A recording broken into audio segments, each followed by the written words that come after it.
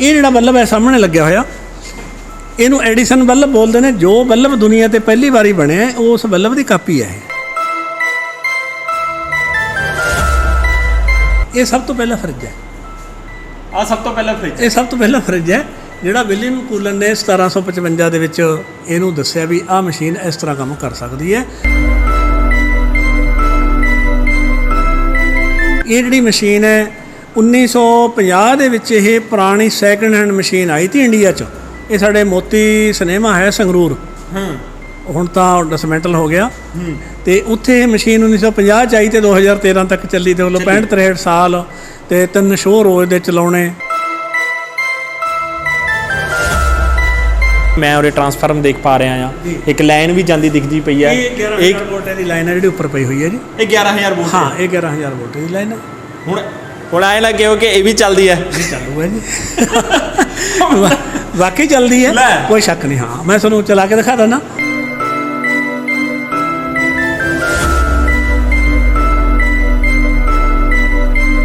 ਇਹਦਾ ਨਾਮ ਰੇਡੀਓਗ੍ਰਾਮ ਹੈ ਜੀ। ਸ਼ੁਰੂਆਤ ਦੇ ਵਿੱਚ ਮਸ਼ੀਨਾਂ ਕਈਆਂ ਜੀਆਂ ਬਣੀਆਂ ਤੇ ਫਿਰ ਕੀ ਇਹਨਾਂ ਦੀਆਂ ਕਮੀਆਂ ਰਹੀਆਂ ਜਿਹੜੀਆਂ ਸਾਨੂੰ ਹੋਰ ਸੁਧਾਰ ਕਰਨੇ ਪੈ ਗਏ।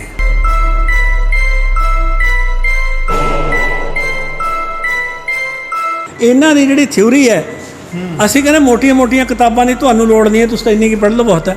ਹਾਂ, ਬਸ ਆ ਉੱਪਰ ਲਿਖਿਆ ਹੀ ਪੜ੍ਹ। ਹਾਂ, ਇੰਨਾ ਪੜ੍ਹ ਲੇ ਤਾਂ ਬੱਚਾ ਛੇਤੀ ਮਾਰ ਨਹੀਂ ਖਾਂਦਾ। ਸਤਿ ਸ਼੍ਰੀ ਅਕਾਲ ਦੋਸਤੋ, ਰੈਮ ਟੀਵੀ ਨਾਲ ਜੁੜੇ ਹੋ ਤੁਸੀਂ। ਮੈਂ ਹਰਵਿੰਦਰ ਖੰਨਾ ਸਵਾਗਤ ਕਰਦਾ ਹਾਂ। ਅੱਜ ਅਸੀਂ ਪਹੁੰਚੇ ਹਾਂ ਜੀ ਧੂਰੀ ਦੇ ਵਿੱਚ ਮਰਾੜ ਪਾਵਰ ਕੰਟਰੋਲ ਪ੍ਰਾਈਵੇਟ ਲਿਮਟਿਡ ਦੇ ਵਿੱਚ ਫੈਕਟਰੀ ਆ। ਫੈਕਟਰੀ ਦੇ ਨਾਲ ਇਹ ਇੱਕ ਲੈਬ ਵੀ ਆ। ਮੈਂ ਅਕਸਰ ਆਪਣੀ ਵੀਡੀਓਜ਼ ਦੇ ਵਿੱਚ ਦੁਹਰਾਉਂਦਾ ਰਹਿਣਾ ਹੈ ਕਿ ਜਿਹੜਾ ਨੌਜਵਾਨ ਆ ਕਿਸੇ ਵੀ ਦੇਸ਼ ਦਾ, ਕਿਸੇ ਵੀ ਰਾਜ ਦਾ ਇੱਕ ਰੀੜ੍ਹ ਦੀ ਹੱਡੀ ਹੁੰਦਾ ਆ।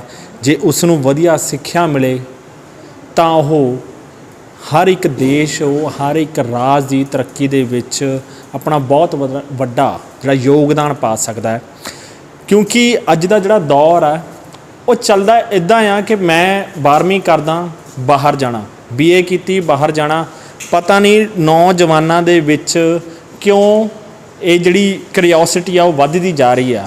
ਬਾਹਰ ਜਾਣਾ ਠੀਕ ਆ ਕਿਤੇ ਨਾ ਕਿਤੇ, ਪਰ 12ਵੀਂ ਤੋਂ ਬਾਅਦ ਜਾਂ ਬਿਨਾਂ ਕਿਸੇ ਸਕਿੱਲ ਨੂੰ ਹਾਸਿਲ ਕੀਤੇ ਬਿਨਾਂ ਬਾਹਰ ਜਾਣਾ ਤਾਂ ਬਹੁਤ ਵੱਡਾ ਇੱਕ ਚੈਲੰਜ ਹੁੰਦਾ ਹਰ ਇੱਕ ਉਹ ਨੌਜਵਾਨ ਵਾਸਤੇ ਜਿਹਨੇ ਕੋਈ ਵੀ ਹੱਥੀਂ ਕੰਮ ਜਾਂ ਕੋਈ ਐਸੀ ਸਕਿੱਲ ਆਪਣੇ ਹੱਥ ਵਿੱਚ ਨਹੀਂ ਲਈ।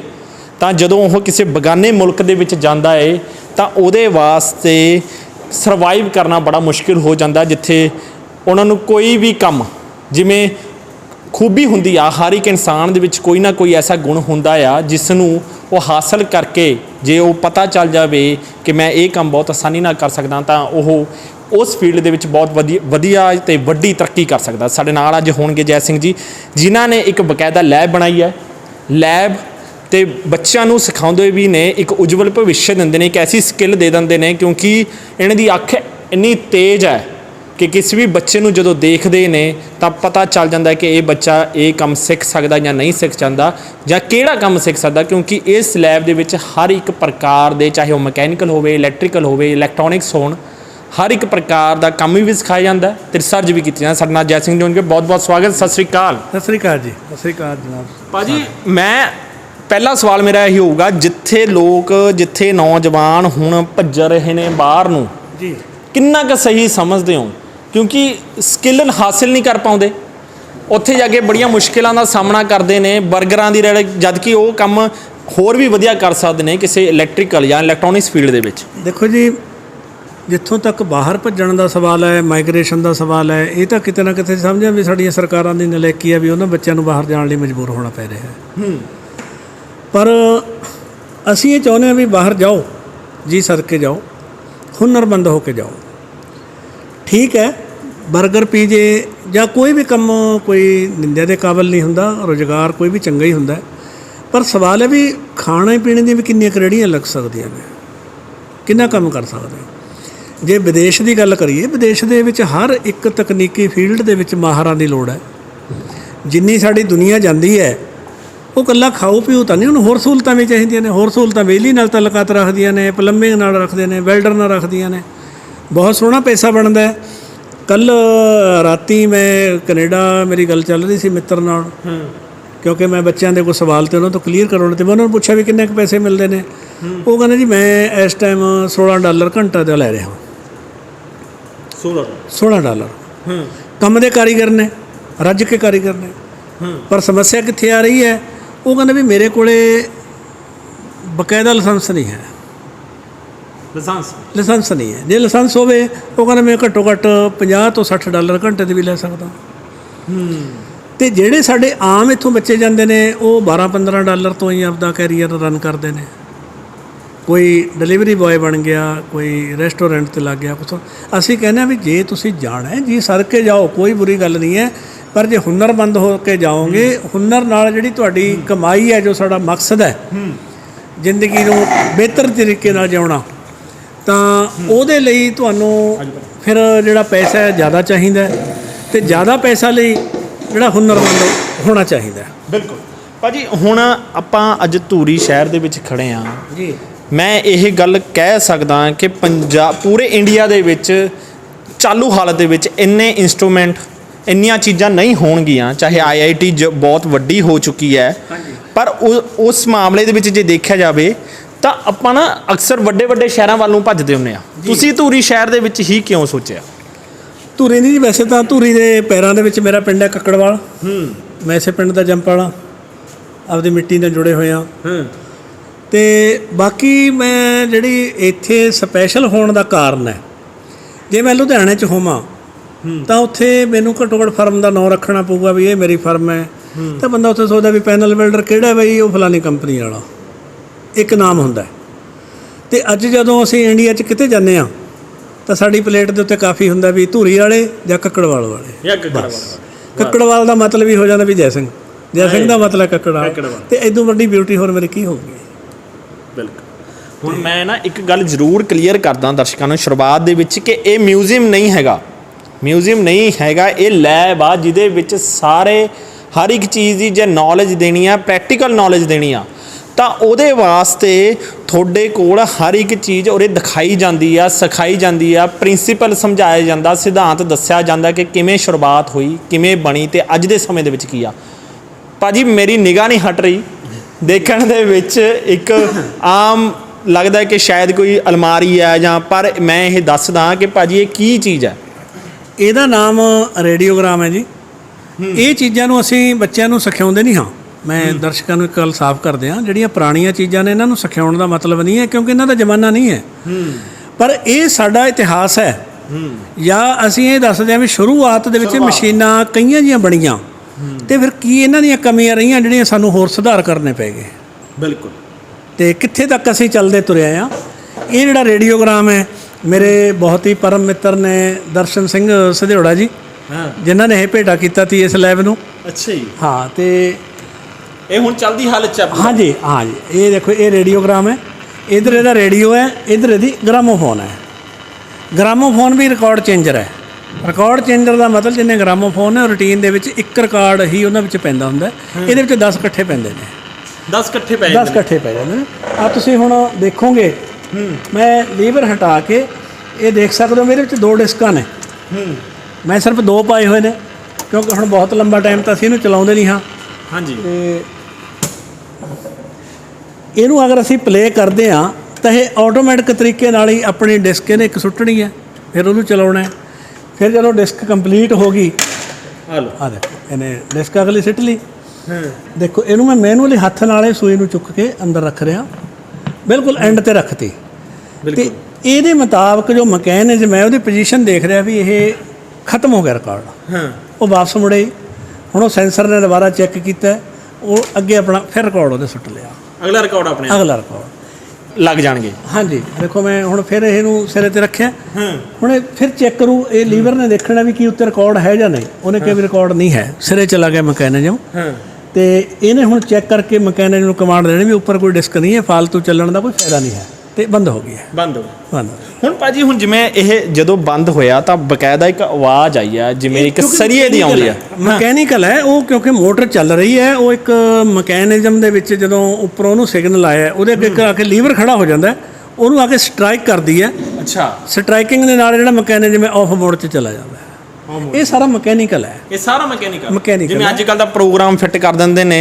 ਇਹ 1948 47 48 ਦੇ ਆਸ-ਪਾਸ ਦਾ ਮਾਡਲ ਹੈ ਤੇ ਉਦੋਂ ਸੈਂਸਰ ਸਿਸਟਮ ਨਹੀਂ ਸੀ ਹੁੰਦਾ ਤੇ ਉਦੋਂ ਇਹ ਮਕੈਨੀਕਲੀ ਸੈਂਸਰ ਬਣਾਏ ਜਾਂਦੇ ਤੇ। ਅੱਜ ਜਦੋਂ ਲੋਕ ਗੱਲ ਕਰਦੇ ਨੇ ਵੀ ਆਟੋਮੇਸ਼ਨ ਇੰਨੀ ਹੈ, ਆਟੋਮੇਸ਼ਨ ਸ਼ੁਰੂ ਤੋਂ ਹੀ ਸੀ, ਕਦੇ ਘਟੀ ਨਹੀਂ ਹੈ, ਉਹ ਸਿੰਪਲ ਹੋ ਗਈ। ਇੱਥੇ ਮੈਂ ਤੁਹਾਨੂੰ ਇੱਕ ਥੋੜ੍ਹਾ ਜਿਹਾ ਬੱਲਬ ਦਿਖਾ ਦਿਆਂ। ਹਾਂ, ਇਹ ਜਿਹੜਾ ਬੱਲਬ ਹੈ ਸਾਹਮਣੇ ਲੱਗਿਆ ਹੋਇਆ, ਇਹਨੂੰ ਐਡੀਸਨ ਬੱਲਬ ਬੋਲਦੇ ਨੇ। ਜੋ ਬੱਲਬ ਦੁਨੀਆ ਤੇ ਪਹਿਲੀ ਵਾਰੀ ਬਣਿਆ ਉਸ ਬੱਲਬ ਦੀ ਕਾਪੀ ਹੈ ਇਹ। ਸ਼ੁਰੂਆਤ ਬੱਲਬ ਦੀ ਇਹ ਸੀ ਇਦਾਂ ਦਾ ਆਇਆ ਸੀ। ਇਹੀ ਬੱਲਬ ਵਿਕੇ ਨੇ ਪਹਿਲੀ ਵਾਰ ਦੁਨੀਆ 'ਚ, ਐਡੀਸਨ ਸਾਹਿਬ ਨੇ ਬਣਾਏ ਤੇ ਉਸ ਤੋਂ ਬਾਅਦ ਇਹ ਬੱਲਬ ਹੌਲੀ ਹੌਲੀ ਮੋਡੀਫਾਈ ਕਰਦੇ ਅੱਜ ਅਸੀਂ LED ਲਾਈਟਾਂ ਤੇ ਆ ਗਏ। LED ਲਾਈਟਾਂ ਤੇ ਜੀ ਬਿਲਕੁਲ। ਤੇ ਭਾਜੀ ਹੁਣ ਤੁਹਾਡੇ ਕੋਲ ਸਟੂਡੈਂਟਸ ਆਉਂਦੇ ਨੇ, ਹਾਂਜੀ, ਤੇ ਬੜੀ ਦੂਰੋਂ ਆਉਂਦੇ ਹੋਣਗੇ। ਹੁਣ ਤੱਕ ਸੋਚਿਆ ਕਿ ਭਾਈ ਇੰਨੀ ਦੂਰੋਂ ਵੀ ਸਟੂਡੈਂਟ ਆ ਸਕਦਾ?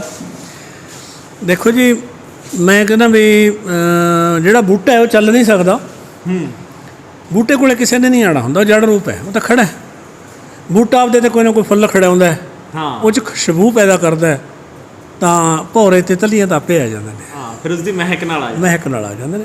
ਜੇ ਇੱਥੇ ਹੁਨਰ ਹੈ, ਬੱਚਿਆਂ ਨੂੰ ਲੱਗਦਾ ਵੀ ਹਾਂ ਸਾਡੇ ਭਵਿੱਖ ਦੀ ਸਾਨੂੰ ਥੋੜ੍ਹੀ ਬਹੁਤ ਸੇਧ ਇੱਥੋਂ ਮਿਲ ਸਕਦੀ, ਤਾਂ ਆਪਣੇ ਆਪ ਆ ਜਾਂਦੇ ਨੇ। ਕੋਈ ਵੀ ਅਫਵਾਹ ਹੈ, ਤੁਸੀਂ ਇਹਦੀ ਚੰਗੀ ਮਾੜੀ ਅਫਵਾਹ ਫੈਲਾ ਦਿਓ, ਆਥਣ ਨੂੰ ਸਾਰੇ ਆਲ ਇੰਡੀਆ 'ਚ ਫੈਲ ਜੂ। ਹਾਂ, ਅੱਜ ਕੱਲ੍ਹ ਦਾ ਸੌਖਾ ਹੀ ਬਹੁਤ ਆ। ਤੇ ਫਿਰ ਇਹ ਕਿਉਂ ਨਹੀਂ ਫੈਲੂਗੇ? ਹਾਂ, ਇਹ ਇੱਕ ਜਦੋਂ ਕਿਸੇ ਬੱਚਿਆਂ ਨੂੰ ਕਿਉਰਿਓਸਿਟੀ ਹੁੰਦੀ ਹੈ ਵੀ ਨਹੀਂ ਉੱਥੇ ਆਹ ਕੁਛ ਸਿੱਖਣ ਨੂੰ ਮਿਲਦਾ ਸਾਨੂੰ, ਤਾਂ ਜ਼ਰੂਰ ਆਉਂਦੇ ਨੇ। ਜ਼ਰੂਰ, ਬਿਲਕੁਲ। ਹੁਣ ਤੁਸੀਂ ਮੈਂ ਇੱਕ ਵਾਰ ਕੈਮਰਾਮੈਨ ਨੂੰ ਕਹੂੰਗਾ, ਇੱਕ ਐਸੀ ਚੀਜ਼ ਹੈ ਜਿਹੜੀ ਅੱਜ ਕੱਲ੍ਹ ਦੀ ਸ਼ਾਇਦ ਜਨਰੇਸ਼ਨ ਨੇ ਸੋਚੀ ਵੀ ਨਾ ਹੋਵੇ ਕਿ ਇਹ ਕੀ ਚੀਜ਼ ਆ। ਥੀਏਟਰਾਂ ਦੇ ਵਿੱਚ ਜਾਂਦੇ ਆ, ਹੁਣ ਤਾਂ ਉੱਪਰ ਚੱਲ ਕੇ ਦੇਖ ਲੈਂਦੇ ਆ ਕਿ ਭਾਈ ਇੰਨੀ ਕੁ ਡੱਬਾ ਜਿਹਾ ਲੱਗਿਆ ਹੋਇਆ, ਉਹਨੂੰ ਪ੍ਰੋਜੈਕਟਰ ਕਹਿ ਦਿੰਦੇ ਨੇ, ਉਹ ਇੱਕ ਫਿਲਮ ਦੇ ਉੱਤੇ ਚੱਲ ਜਾਂਦਾ। ਪਰ ਇਹ ਉਹ ਹੈ ਜਿੱਥੇ ਸ਼ੁਰੂਆਤੀ ਦੌਰ ਸੀ ਥੀਏਟਰਾਂ ਦੇ ਵਿੱਚ। ਭਾਜੀ ਮੈਂ ਬਿਲਕੁਲ ਸਹੀ ਹਾਂ, ਇਹ ਸ਼ੁਰੂਆਤੀ ਦੌਰ ਦੇ ਵਿੱਚ ਸ਼ੁਰੂਆਤੀ ਦੌਰ ਦੀਆਂ ਮਸ਼ੀਨਾਂ ਨੇ ਜੀ। ਇਹ ਜਿਹੜੀ ਮਸ਼ੀਨ ਹੈ 1950 ਦੇ ਵਿੱਚ ਇਹ ਪੁਰਾਣੀ ਸੈਕਿੰਡ ਹੈਂਡ ਮਸ਼ੀਨ ਆਈ ਤੀ ਇੰਡੀਆ 'ਚ। ਇਹ ਸਾਡੇ ਮੋਤੀ ਸਿਨੇਮਾ ਹੈ ਸੰਗਰੂਰ, ਹੁਣ ਤਾਂ ਡਿਸਮੈਂਟਲ ਹੋ ਗਿਆ। ਤੇ ਉੱਥੇ ਇਹ ਮਸ਼ੀਨ 1950 'ਚ ਆਈ ਤੇ 2013 ਤੱਕ ਚੱਲੀ। ਤੇ ਵੱਲੋਂ 65-63 ਸਾਲ ਤੇ 3 ਸ਼ੋਅ ਰੋਜ਼ ਦੇ ਚਲਾਉਣੇ, ਕੋਈ ਰੈਸਟ ਦਾ ਡੇ ਹੀ ਨਹੀਂ ਹੈਗਾ, ਸੰਡੇ ਦਾ ਤਾਂ ਮਤਲਬ ਇਹ ਨਹੀਂ ਹੁੰਦਾ। ਤੇ ਮਸ਼ੀਨਾਂ ਲਗਾਤਾਰ ਚੱਲਦੀਆਂ ਰਹੀਆਂ ਨੇ। ਪਰ ਇਹ ਹੈ ਵੀ ਹੁਣ ਟੈਕਨੋਲੋਜੀ ਬਦਲ ਗਈ, ਬਹੁਤ ਬਿਹਤਰੀਨ ਟੈਕਨੋਲੋਜੀ ਆ ਗਈ, ਕੰਪੈਕਟ ਆ ਗਈ, ਟਿਪੀਕਲ ਖਤਮ ਹੋ ਗਿਆ। ਤੇ ਪਰੰਤੂ ਇਹ ਪ੍ਰਾਇਮਰੀ ਮਸ਼ੀਨ ਹੈ ਜਿਹਦੇ ਉੱਤੇ ਇਹ ਮੈਂ ਜਿਵੇਂ ਪਹਿਲਾਂ ਕਿਹਾ ਵੀ ਇਹ ਸਾਡਾ ਕੰਮ ਇਹਨਾਂ ਨੂੰ ਸਿਖਾਉਣਾ ਨਹੀਂ ਹੈ। ਸਾਡਾ ਕੰਮ ਬੱਚਿਆਂ ਨੂੰ ਇਹ ਦਿਖਾਉਣਾ ਵੀ ਅਖੀਰ ਵੀਡੀਓ ਬਣ ਕਿਵੇਂ ਜਾਂਦੀ ਹੈ, ਹਾਂ। ਸਾਡਾ ਮਕਸਦ ਹੈ ਬੱਚੇ ਦੇ ਦਿਮਾਗ 'ਚ ਸਵਾਲ ਸਹੀ ਕਰਨਾ ਵੀ ਵੀਡੀਓ ਕਿਵੇਂ ਬਣਦੀ ਹੈ। ਹੁਣ ਜਦੋਂ ਅਸੀਂ ਦੱਸਦੇ ਹਾਂ ਵੀ ਇਹਦੇ ਵਿੱਚ ਇਲੈਕਟ੍ਰੋਨਿਕ ਨਾਮ ਦੀ ਚੀਜ਼ ਹੈ ਕੋਈ ਨਹੀਂ, ਇਹ ਸਾਰੀ ਇਹਦੇ ਵਿੱਚ ਇੱਕ ਆ ਮੋਟਰ ਲੱਗੀ ਹੋਈ ਹੈ ਤੇ ਇੱਕ ਇੱਥੇ ਬੱਲਬ ਹੈ, ਲੈਂਪ ਹੈ, ਆ ਕਾਰਬਨ ਲੈਂਪ ਹੈ, ਬਸ। ਹੋਰ ਬਿਜਲੀ ਦੀ ਚੀਜ਼ ਕੋਈ ਨਹੀਂ ਹੈ। ਸਾਰੇ ਗੇਅਰ ਗਰਾਰੀਆਂ ਨੇ ਲੱਗੇ ਹੋਏ ਕਿ ਉਹਨੂੰ ਘੁਮਾਊ। ਮੈਂ ਤੁਹਾਨੂੰ ਇੱਕ ਬੜਾ ਸਪਸ਼ਟ ਦੱਸ ਦਿਆਂ ਵੀ ਹੁਣ ਤੱਕ ਸਾਡੇ ਲੋਕਾਂ ਜਿਹੜੇ ਪੁਰਾਣੇ ਵੀ ਨੇ ਉਹਨਾਂ ਨੇ ਉਹ ਬਲੈਕ ਐਂਡ ਵਾਈਟ ਸਿਨੇਮਾ ਆਪਣਾ ਦੇਖਿਆ, TV ਦੇਖਿਆ, ਜਿਹਦੇ ਵਿੱਚ ਪਿਕਚਰ ਟਿਊਬ ਹੁੰਦੀ ਹੈ। ਜਿਹੜਾ 1925 ਦੇ ਵਿੱਚ TV ਬਣਿਆ ਉਹ ਸਾਰਾ ਹੀ ਮਕੈਨੀਕਲ ਹੁੰਦਾ ਸੀ, ਉਹ 'ਚ ਗਰਾਰੀਆਂ ਤੀਆਂ ਸਾਰੀਆਂ, ਉਹ 'ਚ ਕੋਈ ਇਲੈਕਟ੍ਰੋਨਿਕ ਆਈਟਮ ਨਹੀਂ ਸੀ ਹੈਗੀ।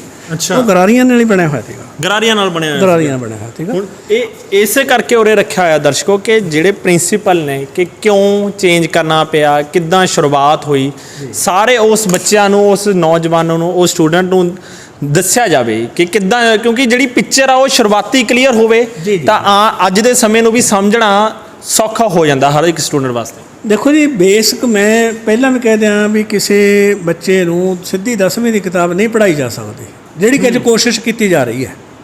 ਅੱਜ ਕੱਲ੍ਹ ਕੋਸ਼ਿਸ਼ ਕੀਤੀ, ਇਹਨੂੰ ਯਾਦ ਕਰੋ, ਯਾਦ ਕਰਨਾ ਨਹੀਂ ਹੈ, ਸਮਝਣ ਦਾ ਹੈ। ਤਾਂ ਬੱਚੇ ਨੂੰ ਹੁਣ ਪ੍ਰਾਇਮਰੀ ਦੀਆਂ ਕਿਤਾਬਾਂ ਵੱਖਰੀਆਂ ਨੇ, ਪਹਿਲੀ ਕਲਾਸ ਦੀ ਵੱਖਰੀ ਹੈ, ਦੂਜੀ ਦੀ ਵੱਖਰੀ, ਤੀਜੀ ਦੀ ਵੱਖਰੀ।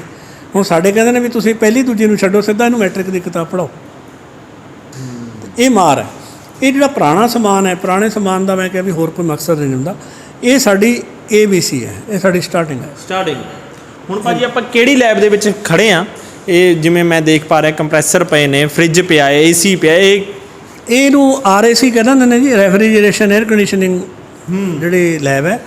ਕਿਉਂਕਿ ਮੈਂ ਜ਼ਰੂਰ ਦੱਸਣਾ ਚਾਹੂੰਗਾ ਵੀ ਬਹੁਤ ਬੱਚਿਆਂ 'ਚ ਕੰਪਲੈਕਸ ਹੈ ਵੀ ਅਸੀਂ ਘੱਟ ਪੜ੍ਹੇ ਹੋਇਆ ਜਵਾਕ ਉਹ ਕੀ ਕਰ ਸਕਦਾ। ਅਸੀਂ ਤਾਂ ਇਹੀ ਮੰਨਦੇ ਵੀ ਜਿਹੜਾ ਪੜ੍ਹਿਆ ਹੋਇਆ ਹੈ ਉਹੀ ਜ਼ਿਆਦਾ ਕੁਛ ਕਰ ਸਕਦਾ। ਅਸਲੀਅਤ ਦੇ ਵਿੱਚ ਹੈ ਵੀ ਜਿਹੜਾ ਜਿੰਨਾ ਘੱਟ ਪੜ੍ਹਿਆ ਉਹ ਜ਼ਿਆਦਾ ਕਰ ਸਕਦਾ।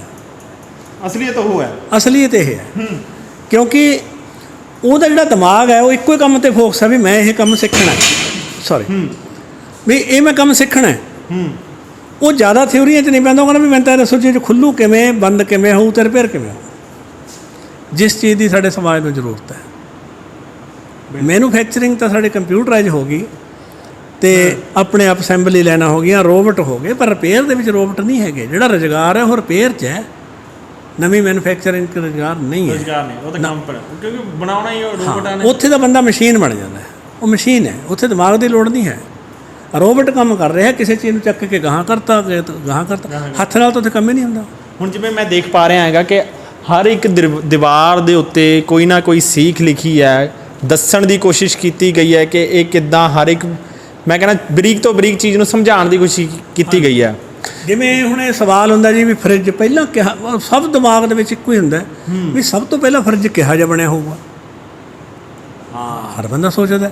ਜੇ ਤੁਸੀਂ ਪ੍ਰੋਜੈਕਟਰ ਦੇਖਿਆ ਤਾਂ ਕੁਦਰਤੀ ਇਹ ਸਵਾਲ ਵੀ ਹੋਊਗਾ ਵੀ ਉਹ ਕਿਹਾ ਜਾ ਹੋਊ, ਅਤੇ ਇੱਦਾਂ ਦਾ ਹੁੰਦਾ ਸੀ। ਇਹ ਸਭ ਤੋਂ ਪਹਿਲਾਂ ਫਰਿੱਜ ਹੈ। ਸਭ ਤੋਂ ਪਹਿਲਾਂ ਫਰਿੱਜ, ਇਹ ਸਭ ਤੋਂ ਪਹਿਲਾਂ ਫਰਿੱਜ ਹੈ ਜਿਹੜਾ ਵਿਲੀਅਮ ਕੂਲਨ ਨੇ 1755 ਦੇ ਵਿੱਚ ਇਹਨੂੰ ਦੱਸਿਆ ਵੀ ਆਹ ਮਸ਼ੀਨ ਇਸ ਤਰ੍ਹਾਂ ਕੰਮ ਕਰ ਸਕਦੀ ਹੈ। ਪਰੰਤੂ ਇੱਕ ਦੇਖੋ 1755 ਤੋਂ ਲੈ ਕੇ 1915 ਤੱਕ ਅਤੇ ਕਿੰਨੀਆਂ 2.5 ਸਦੀਆਂ ਹੋ ਗਈਆਂ। 2.5 ਸਦੀਆਂ ਦੇ ਵਿੱਚ ਇਹ ਚੀਜ਼ ਪ੍ਰੋਡਕਸ਼ਨ 'ਚ ਆ ਸਕੀ ਹੈ। 250 ਸਾਲ ਲੱਗਿਆ ਪ੍ਰੋਡਕਸ਼ਨ ਲਾਈਨ 'ਚ ਲਿਆਉਣ ਲਈ। ਇਹਨੂੰ ਬੜਾ ਲੰਬਾ ਲੱਗਿਆ, ਬਹੁਤ ਲੰਬਾ ਲੱਗ ਜਾਂਦਾ, ਕਿਉਂਕਿ ਕਿਸੇ ਚੀਜ਼ ਦੀ ਇਨੋਵੇਸ਼ਨ ਕਰਨੀ, ਫਿਰ ਉਹਨੂੰ ਪ੍ਰੋਡਕਸ਼ਨ 'ਚ ਲੈ ਕੇ ਆਉਣਾ। ਅੱਜ ਜਦੋਂ ਅਸੀਂ ਮੀਡੀਆ ਦੇ ਵਿੱਚ ਬੜੀਆਂ ਬੇਹੂਦਾ ਜੇ ਕਾਲਮ ਦੇਖਦੇ ਆ ਨਾ ਵੀ ਸਾਡੇ ਆ ਕਾਲਜ ਦੇ ਵਿਦਿਆਰਥੀਆਂ ਨੇ ਬਣਾਈ ਕਾਰ ਕੱਲੀ ਪਾਣੀ 'ਤੇ ਚੱਲਣ ਵਾਲੀ, ਉਹ ਹੈਡਿੰਗ ਲਾ ਕੇ ਛੱਡ ਦਿੰਦੇ ਨੇ, ਮੁੜ ਕੇ ਨਾ ਕਦੇ ਕਾਰ ਨੇ ਸਾਹਮਣੇ ਆਉਣਾ ਨਾ ਉਹਨੇ ਚੱਲਣਾ। ਕਿਉਂ ਐਸਾ ਬੇਹੂਦਾ ਕੰਮ ਕਰਦੇ ਨੇ? ਉਹ ਸਾਡਾ ਇੱਕ ਫੇਥ ਲਾਸ ਹੋ ਰਿਹਾ। ਸਾਨੂੰ ਲੱਗਦਾ ਵੀ ਸਾਡਾ ਮੀਡੀਆ ਭਕਾਈ ਮਾਰੀ ਜਾਂਦਾ, ਕੁਛ ਨਹੀਂ ਹੋਣਾ। ਪਰੰਤੂ ਅਸਲੀਅਤ ਇਹ ਹੈ ਵੀ R&D ਵਾਸਤੇ ਬਹੁਤ ਲੰਬਾ ਸਮਾਂ ਲੱਗਦਾ, ਬੇਤਹਾਸ਼ਾ ਪੈਸਾ ਲੱਗਦਾ। ਸਾਡੇ ਸਟੂਡੈਂਟ ਤਾਂ ਅਸੀਂ ਕਹਿੰਦੇ ਵੀ ਪਹਿਲੇ ਗੇੜ ਦੇ ਵਿੱਚ ਕਿਸੇ ਚੀਜ਼ ਨੂੰ ਜਾਣ ਲੈਣ ਇਹੀ ਬਹੁਤ ਹੈ। ਉਸ ਤੋਂ ਬਾਅਦ ਅਗਰ ਉਹਦੀ ਮੁਰੰਮਤ ਜਾਂ ਰਿਪੇਅਰ ਦੇ ਵਿੱਚ ਆ ਜਾਣ, ਇਹ ਆਪਦੇ ਆਪ 'ਚ ਬਹੁਤ ਵੱਡੀ ਅਚੀਵਮੈਂਟ ਹੈ। ਅਤੇ R&D 'ਚ ਜਾਣਾ ਤਾਂ ਉਸ ਤੋਂ ਬਾਅਦ ਦੀ ਗੱਲ ਹੈ। ਉਹ ਤੋਂ ਬਾਅਦ ਦੀ ਗੱਲ। ਸਾਡੇ ਲੋਕ ਇਹ ਸਿੱਧ ਕਰਨ ਲੱਗੇ ਰਹਿੰਦੇ ਨੇ ਵੀ ਇਹ ਬੱਚੇ ਸਾਡੇ R&D 'ਚ ਆ ਗਏ, ਜਿਹੜੇ ਕਿ ਸੰਭਵ ਨਹੀਂ ਹੈ। ਇਦੋਂ ਵੱਡਾ ਕੋਈ ਦੁਨੀਆ ਦਾ ਝੂਠ ਨਹੀਂ ਹੋ ਸਕਦਾ। ਬਿਲਕੁਲ ਸਰ, ਮੈਂ ਉਹੀ ਗੱਲ ਜਾਣਨ ਦੀ ਕੋਸ਼ਿਸ਼ ਕਰਦਾ ਰਹਿੰਦਾ ਆ ਕਿ ਕੋਈ ਚੀਜ਼ ਨੂੰ ਸਿੱਖਣ ਵਾਸਤੇ, ਕੋਈ ਸਕਿੱਲ ਨੂੰ ਸਿੱਖਣ ਵਾਸਤੇ ਜੀ ਤੁਹਾਡੇ ਹਿਸਾਬ ਨਾਲ ਸਭ ਤੋਂ ਪਹਿਲਾਂ ਬੰਦੇ 'ਚ ਕੀ ਕਲਾ ਹੋਣੀ ਚਾਹੀਦੀ ਹੈ? ਇੰਟਰਸਟ ਹੋ ਗਿਆ, ਜੇ ਮੰਨ ਲਓ ਕਿਸੇ 'ਚ ਇੰਟਰਸਟ ਆ, ਪਰ ਇੰਟਰਸਟ ਤੋਂ ਇਲਾਵਾ ਕੀ ਹੋਣਾ ਚਾਹੀਦਾ ਹੈ? ਦੇਖੋ ਜੀ, ਇੰਟਰਸਟ ਤੋਂ ਇਲਾਵਾ ਜੇ ਬੱਚੇ 'ਚ ਇੰਟਰਸਟ ਹੈ ਤਾਂ ਬੱਚੇ 'ਚ ਇੱਕ ਕਹਿ ਲਿਆ ਜਾਵੇ ਵੀ ਡਿਸਪਲਿਨ ਕਾਫੀ ਹੈ, ਬਾਕੀ ਜ਼ਿੰਮੇਵਾਰੀ ਤਾਂ ਫਿਰ ਉਸਤਾਦ ਦੀ ਹੈ। ਬਾਕੀ ਉਸਤਾਦ, ਹਾਂ। ਦੇਖੋ, ਬੱਚੇ ਦਾ ਹੱਕ ਹੁੰਦਾ ਕਿਸੇ ਵੀ ਲੈਵਲ ਤੋਂ ਸਵਾਲ ਪੁੱਛ ਲੈਣਾ। ਜੇ ਅੱਜ ਮੇਰੇ ਕੋਲ ਖੜਾ ਬੱਚਾ ਪੁੱਛ ਲੇ ਵੀ ਜੀ ਉਸਤਾਦ ਜੀ ਭਾਖੜਾ ਡੈਮ 'ਤੇ ਕੀ ਹੁੰਦਾ, ਤਾਂ ਮੈਂ ਉਹਨੂੰ ਇਹ ਨਹੀਂ ਕਹਿ ਸਕਦਾ ਵੀ ਤੂੰ ਭਾਖੜਾ ਡੈਮ ਤੋਂ ਕੀ ਲੈਣਾ। ਮੇਰਾ ਕੰਮ ਹੈ ਉਹਨੂੰ ਉਸੇ ਟਾਈਮ ਉਹਦੇ ਦਿਮਾਗ ਦੇ ਵਿੱਚ ਗੱਲ ਬਿਠਾਉਣੀ ਵੀ ਹਾਂ ਪੁੱਤਰ ਉੱਥੇ ਆਹ ਚੀਜ਼ ਆਉਂਦੀ ਹੈ। ਉਹਨੂੰ ਮੈਂ ਕਿਹੜੇ ਤਰੀਕੇ ਨਾਲ ਸਮਝਾ ਪਾਉਣਾ? ਮੈਂ ਕੋਈ ਵੀਡੀਓ ਹਾਸਲ ਕਰਦਾ, ਮੈਂ ਕੋਈ ਟੈਕਸਟ ਹਾਸਲ ਕਰਦਾ, ਜਦੋਂ ਤੱਕ ਉਹਦੇ ਦਿਮਾਗ ਦੀ ਤਸੱਲੀ ਨਹੀਂ ਹੋ ਜਾਣੀ ਵੀ ਹਾਂ ਮੇਰੇ ਸਮਝ ਆ ਗਿਆ। ਉਹ ਜੇ ਮੈਂ ਨਹੀਂ ਸਮਝਾ ਪਾਉਂਦਾ ਤਾਂ ਉਹ ਕਮਜ਼ੋਰੀ ਸਾਡੇ ਟੀਚਰਾਂ ਦੀ ਹੈ, ਸਾਡੇ ਪੜ੍ਹਾਉਣ ਵਾਲਿਆਂ ਦੀ ਹੈ, ਬੱਚੇ ਦੀ ਕਮਜ਼ੋਰੀ ਨਹੀਂ ਹੈ। ਬੱਚੇ ਦਾ ਕੰਮ ਆਪਣਾ ਟਾਈਮ ਦੇਣਾ, ਉਹਦੇ ਵਿੱਚ ਇੰਟਰਸਟ ਰੱਖਣਾ। ਬਾਕੀ ਜ਼ਰੂਰੀ ਨਹੀਂ ਸਾਰੇ ਬੱਚੇ ਟੈਕਨੀਕਲ ਹੋਣ, ਕਿਸੇ ਦਾ ਹੋਰ ਫੀਲਡ 'ਚ ਵੀ ਹੁੰਦਾ, ਪਰ ਜਿਹਦਾ ਟੈਕਨੀਕਲ 'ਚ ਇੰਟਰਸਟ ਹੈ ਆਪਦਾ ਟਾਈਮ ਦੇ ਰਿਹਾ, ਬੱਚੇ 'ਚ ਆਹੀ ਕੁਛ ਹੋਣਾ ਚਾਹੀਦਾ, ਹੋਰ ਕਿਸੇ ਚੀਜ਼ ਦੀ ਜ਼ਰੂਰਤ ਨਹੀਂ। ਬਾਕੀ ਤਾਂ ਸੰਸਥਾ ਦਾ ਕੰਮ ਹੈ ਉਹਨੂੰ ਉਸ ਲੈਵਲ ਤੱਕ ਲੈ ਕੇ ਜਾਵੇ, ਹੋਰ ਕੁਛ ਨਹੀਂ ਚਾਹੀਦਾ। ਹੁਣ ਜਿਵੇਂ ਤੁਸੀਂ ਆਫ ਦਾ ਰਿਕਾਰਡ ਆਪਾਂ ਗੱਲ ਕਰ ਰਹੇ ਸੀ, ਤੁਸੀਂ ਦੱਸਿਆ ਕਿ ਚੀਜ਼ ਕੂਲਿੰਗ ਵਾਸਤੇ ਜਾਂ ਤਾਂ ਹੀਟ ਦੀ ਜ਼ਰੂਰਤ ਹੁੰਦੀ ਹੈ ਜਾਂ ਹੁੰਦੀ ਹੈ ਗੈਸ ਦੀ। ਉੱਥੇ ਹੀਟ ਵਾਸਤੇ ਤਾਂ ਕੀ, ਦੁਨੀਆ ਦੇ ਕਿਸੇ ਵੀ ਕੰਮ ਲਈ ਐਨਰਜੀ ਦੀ ਜ਼ਰੂਰਤ ਹੈ। ਜਿਹੜਾ ਇਹਦਾ ਸਹੀ ਸਵਾਲ ਹੈ, ਕਿਉਂਕਿ ਐਨਰਜੀ ਖਤਮ ਨਹੀਂ ਹੁੰਦੀ, ਪੈਦਾ ਵੀ ਨਹੀਂ ਹੁੰਦੀ, ਇਹ ਆਪਦਾ ਰੂਪ ਬਦਲਦੀ ਹੈ। ਜਿਹੜਾ ਇਹ ਮਸ਼ੀਨਾਂ ਨੇ ਸਾਡੀਆਂ, ਇਹ ਫਰਿੱਜ ਹੈ, ਇਹਦੇ ਵਿੱਚ ਕੀ ਇਲੈਕਟ੍ਰੀਕਲ ਐਨਰਜੀ ਹੈ। ਇਲੈਕਟ੍ਰੀਕਲ ਐਨਰਜੀ ਮੋਟਰ ਨੂੰ ਘੁਮਾਉਂਦੀ ਹੈ, ਮੋਟਰ ਅੱਗੇ ਕੰਪਰੈਸ਼ਰ ਨੂੰ ਚਲਾਉਂਦਾ ਹੈ, ਉੱਥੋਂ ਏਅਰ ਕੰਡੀਸ਼ਨਿੰਗ ਆਪਦਾ ਇਫੈਕਟ ਦਿੰਦੀ ਹੈ, ਉਹ ਟੈਂਪਰੇਚਰ ਨੂੰ ਚੁੱਕ ਕੇ ਦੂਜੇ ਪਾਸੇ ਛੱਡਣਾ ਸ਼ੁਰੂ ਕਰ ਦਿੰਦੀ ਹੈ। ਇਹ ਉਹਦਾ। ਜੇ ਅਸੀਂ ਦੂਸਰੀ ਮਸ਼ੀਨ ਦੀ ਗੱਲ ਕਰਦੇ ਹਾਂ, ਉਹਦੇ ਵਿੱਚ ਮੋਟਰ ਦੀ ਉਹ ਕਹਿੰਦਾ ਵੀ ਚਾਹੇ ਉੱਥੇ ਬਿਜਲੀ ਦੀ ਐਨਰਜੀ ਵਰਤ ਲਓ, ਚਾਹੇ ਸਿੱਧੀ ਅੱਗ ਵਰਤ ਲਓ, ਅੱਗ ਵਰਤ ਲਓ, ਕਿਉਂਕਿ ਅੱਗ ਵੀ ਐਨਰਜੀ ਦਾ ਰੂਪ ਹੈ। ਉੱਥੇ ਹੀਟ ਮਿਲਦੀ ਹੈ, ਉਹਦੇ ਨਾਲੇ ਉਹਨੇ ਆਪਣੀ ਵੈਪੋਰੇਸ਼ਨ ਕਰਕੇ ਸਰਕਲ ਪੂਰਾ ਕਰ ਦੇਣਾ, ਉਹਨੇ ਵੀ ਆਪਦਾ ਕੰਮ ਪੂਰਾ ਕਰ ਲਿਆ। ਤੇ ਇਹ ਜਿਹੜੀ ਮਸ਼ੀਨ ਹੈ ਛੋਟੀ, ਇਹਦੇ ਵਿੱਚ ਬਿਜਲੀ એનર્ਜੀ ਹੀ ਵਰਤੀ ਜਾਂਦੀ ਹੈ, ਪਰ ਇਹਦੇ ਵਿੱਚ ਮੋਸ਼ਨ ਨਹੀਂ ਹੈ, ਕੋਈ ਮੂਵਮੈਂਟ ਨਹੀਂ ਹੈ, ਤੇ ਇਹਨੂੰ ਸਿੱਧਾ ਇਲੈਕਟ੍ਰੋਨਿਕ ਤਰੀਕੇ ਨਾਲ ਹੀ ਕੰਮ ਲੈ ਲਿਆ। ਇਹ ਬੇਸਿਕਲੀ ਯੂਜ਼ ਕਿੱਥੇ ਹੁੰਦੀ ਆ ਜੇ ਆਪਾਂ ਦੇਖਿਆ ਜਾਵੇ? ਦੇਖੋ ਜੀ, ਇਹ ਜਿਹੜੀ ਛੋਟੀ ਮਸ਼ੀਨ ਹੈ, ਇਹ ਜਿਵੇਂ ਸਾਡੇ ਸੈਟੇਲਾਈਟ ਨੇ, ਸਪੇਸ ਲੈਬ ਨੇ, ਕਿਉਂਕਿ ਉੱਥੇ ਉਹਨੂੰ ਕ੍ਰਿਟੀਕਲ ਕਰਨਾ ਬੜਾ ਟੇਢਾ ਕੰਮ ਹੁੰਦਾ। ਉੱਥੇ ਹਰ ਉਹ ਚੀਜ਼ ਚਾਹੀਦੀ ਹੁੰਦੀ ਹੈ ਜਿਹੜੀ ਮੁਰੰਮਤ ਦਾ ਚਾਂਸ ਨਾ ਹੀ ਪਵੇ, ਨਾ ਲੋੜ ਪਵੇ, ਲੌਂਗ ਲਾਈਫ ਹੋਵੇ, ਮੁਰੰਮਤ ਵੀ ਘੱਟ ਤੋਂ ਘੱਟ ਹੋਵੇ। ਪਰੰਤੂ ਕਈ ਮਿੱਤਰ ਕਹਿ ਦਿੰਦੇ ਨੇ ਵੀ ਫਿਰ ਇਹ ਚੀਜ਼ਾਂ ਘਰੇਲੂ ਵਰਤੋਂ 'ਚ ਕਿਉਂ ਨਹੀਂ ਆਉਂਦੀਆਂ? ਇਹਨਾਂ ਦੀ ਐਫੀਸ਼ੀਐਂਸੀ ਦਾ ਮਾਮਲਾ ਹੈ। ਐਫੀਸ਼ੀਐਂਸੀ એનર્ਜੀ ਵਾਲੀ ਨੇ, ਬਿਜਲੀ ਮੋਟਰ ਵਾਲੀ ਸਭ ਤੋਂ ਵੱਧ ਐਫੀਸ਼ੀਐਂਟ ਹੈ ਤੇ ਦੂਸਰੀ ਘੱਟ ਹੈ, ਪਰ ਇਹਨਾਂ ਦੂਜਿਆਂ ਦਾ ਕੰਪੈਰੀਜ਼ਨ ਕੋਈ ਨਹੀਂ ਹੈ। ਜਿੱਥੇ ਉਹ ਚੱਲ ਸਕਦੀ ਹੈ ਉੱਥੇ ਉਹ ਨਹੀਂ ਚੱਲ ਸਕਦੀ। ਬਿਲਕੁਲ, ਹਾਂ, ਇਹਨਾਂ ਦਾ ਕੋਈ ਕੰਪੈਰੀਜ਼ਨ ਨਹੀਂ ਹੈ ਆਪਸ ਵਿੱਚ। ਹੁਣ ਭਾਜੀ ਆਪਾਂ ਜਦੋਂ ਐਂਟਰ ਹੋਏ ਆ, ਇਹ ਕਿਹੜੀ ਲੈਬ ਆ? ਜਿਵੇਂ ਮੈਂ ਮੀਟਰ ਦੇਖ ਪਾ ਰਿਹਾ ਆ, ਇਹ ਕੀ ਚੀਜ਼ ਹੈ? ਮੀਟਰਿੰਗ ਤੇ ਪ੍ਰੋਟੈਕਸ਼ਨ ਰਿਲੇਆਂ ਦੀ ਲੈਬ ਹੈ ਜੀ। ਇਹ ਜਿਹੜੀਆਂ ਰਿਲੇਆਂ ਨੇ, ਜਿਨ੍ਹਾਂ ਦੀ ਮਦਦ ਨਾਲ ਸਾਡੇ ਵੱਡੇ ਪਾਵਰ ਪਲਾਂਟ, ਸਾਡੇ ਗ੍ਰਿਡ ਮੇਨਟੇਨ ਹੁੰਦੇ ਨੇ, ਐਡੀਆਂ ਲਾਈਨਾਂ ਚੱਲਦੀਆਂ ਨੇ, ਨਹੀਂ ਤਾਂ ਕੋਈ ਨਾ ਕੋਈ ਪੰਗਾ ਖੜਾ ਕਰੀ ਰੱਖਣ। ਇਹ ਨਿਰਵਿਘਨ ਚਲਾਉਣੇ ਤਾਂ ਇਹਨਾਂ ਦੀ ਜ਼ਰੂਰਤ ਪੈਂਦੀ ਹੈ। ਇਹ ਸਾਰੀਆਂ ਲਾਈਨਾਂ ਨੂੰ ਵਾਚ ਕਰਦੀਆਂ ਨੇ ਹਰ ਕਿਸਮ ਦੇ ਕੰਮ। ਜਿਵੇਂ ਤੁਸੀਂ ਇਹ ਦੱਸ ਰਹੇ ਸੀ ਕਿ ਇਹ ਰਿਲੇ ਬਹੁਤ ਪੁਰਾਣੀ ਹੈ। ਹਾਂਜੀ, ਇਹ ਕਿੰਨੀ ਕੁ ਪੁਰਾਣੀ ਹੋਊਗੀ ਜੀ? ਇਹ ਹੁਣ ਤਕਰੀਬਨ ਘੱਟੋ ਘੱਟ ਜੀ 40 ਕੁ ਸਾਲ ਪੁਰਾਣੀ ਹੈ ਇਹ, ਪਰ ਚਾਲੂ ਹਾਲਤ 'ਚ ਹੈ। ਹਾਂ, ਇਹ ਵਰਕਿੰਗ 'ਚ ਹੈ। ਬਿਲਕੁਲ। ਜਿਵੇਂ ਕਿ ਇਹ ਮਿਊਜ਼ੀਅਮ ਨਹੀਂ ਹੈਗਾ। ਮੈਂ ਹੁਣ ਚੱਲਦੇ ਦੱਸਦਾ ਵੀ ਇਹੀ ਰਿਲੇ ਜੇ ਅੱਜ ਲਈਏ ਤਾਂ ਇਹੋ ਜਿਹੇ ਮਾਡਲ 'ਚ ਆਉਂਦੀ ਹੈ। ਇਹ ਨੂਮੈਰੀਕਲ ਹੈ। ਹਾਂ, ਇਹ ਨੂਮੈਰੀਕਲ ਹੈ। ਇਹਦੇ ਵਿੱਚ ਬੱਚਾ ਦੇਖ ਕੁਛ ਨਹੀਂ ਸਕਦਾ, ਇਹ ਕੰਮ ਕਰਦੀ ਹੈ। ਹਾਂ, ਦੇਖੋ ਇਹਦਾ ਕੰਮ ਕਰਨਾ ਮੋਡੀਫਾਈਡ ਹੈ। ਬਿਲਕੁਲ। ਬਹੁਤ ਸਾਰੇ ਫੰਕਸ਼ਨ ਵੀ ਵਧੀਆ ਨੇ, ਇਹਦੇ ਨਾਲੋਂ ਕਿਤੇ ਜ਼ਿਆਦਾ ਵਧੀਆ ਨੇ, ਪਰ ਇਹਦੇ ਉੱਤੇ ਸਿਖਾਉਣਾ ਸੰਭਵ ਨਹੀਂ ਹੈ। ਇਹਦੇ ਉੱਤੇ ਕਿਉਂਕਿ ਹਰ ਚੀਜ਼ ਮੂਵਮੈਂਟ 'ਚ ਹੈ। ਬਿਲਕੁਲ। ਇਹਦੇ ਉੱਤੇ ਸਿਖਾਉਣਾ ਬੜਾ ਸਖਾਲਾ ਹੈ ਵੀ ਆਫਟਰ ਆਲ ਇਹ ਕੰਮ ਕਰ ਕਿਵੇਂ ਦਿੰਦੀ ਹੈ। ਜਿਵੇਂ ਕਿ ਦਰਸ਼ਕੋ ਮੈਂ ਬਾਰ-ਬਾਰ ਦੁਹਰਾ ਰਿਹਾ, ਇਹ ਮਿਊਜ਼ੀਅਮ ਨਹੀਂ ਹੈ, ਇੱਕ ਲੈਬ ਆ ਜਿੱਥੇ ਸਟੂਡੈਂਟ ਨੂੰ, ਨੌਜਵਾਨਾਂ ਨੂੰ ਹੁਣ ਅਸੀਂ ਬੱਚਿਆਂ ਨੂੰ ਦੱਸਦੇ ਹਾਂ ਵੀ ਰੂਟੀਨ ਦੇ ਵਿੱਚ ਇਹ ਇਸ ਪੋਜੀਸ਼ਨ ਇੱਥੇ ਖੜੀ ਰਹਿੰਦੀ ਹੈ। ਹਾਂ, ਜਦੋਂ ਵੀ ਕਦੇ ਜਨਰੇਟਰ ਦੀ ਸਪਲਾਈ ਪੁੱਠੀ ਹੁੰਦੀ ਹੈ, ਜਿੰਨੀ ਸਪੀਡ ਨਾਲ ਉਨੀ ਇਹ ਤੇਜ਼ ਚੱਲੂ ਡਿਸਕ। ਤੇਜ਼ ਚੱਲੂ ਤਾਂ ਜਿੱਥੇ ਮੇਰੀ ਉਂਗਲੀ ਹੈ ਇੱਥੇ ਜਾ ਕੇ ਦੇਖੋ ਵੀ ਆ ਕੰਟੈਕਟ ਬਣ ਗਿਆ ਤੇ ਉਹਨੇ ਲਾਈਨ ਨੂੰ ਇੰਟੀਮੇਟ ਕਰਤਾ ਵੀ ਕੋਈ ਗੜਬੜ ਹੋ ਗਈ ਹੈ। ਉਹਨੇ ਕੱਟਤੀ, ਉਹਨੇ ਲਾਈਨ ਕੱਟਤੀ। ਹੁਣ ਇਹਦੇ ਉੱਪਰ ਸਮਝਾਉਣਾ ਬੜਾ ਸਖਾਲਾ ਕੰਮ ਹੈ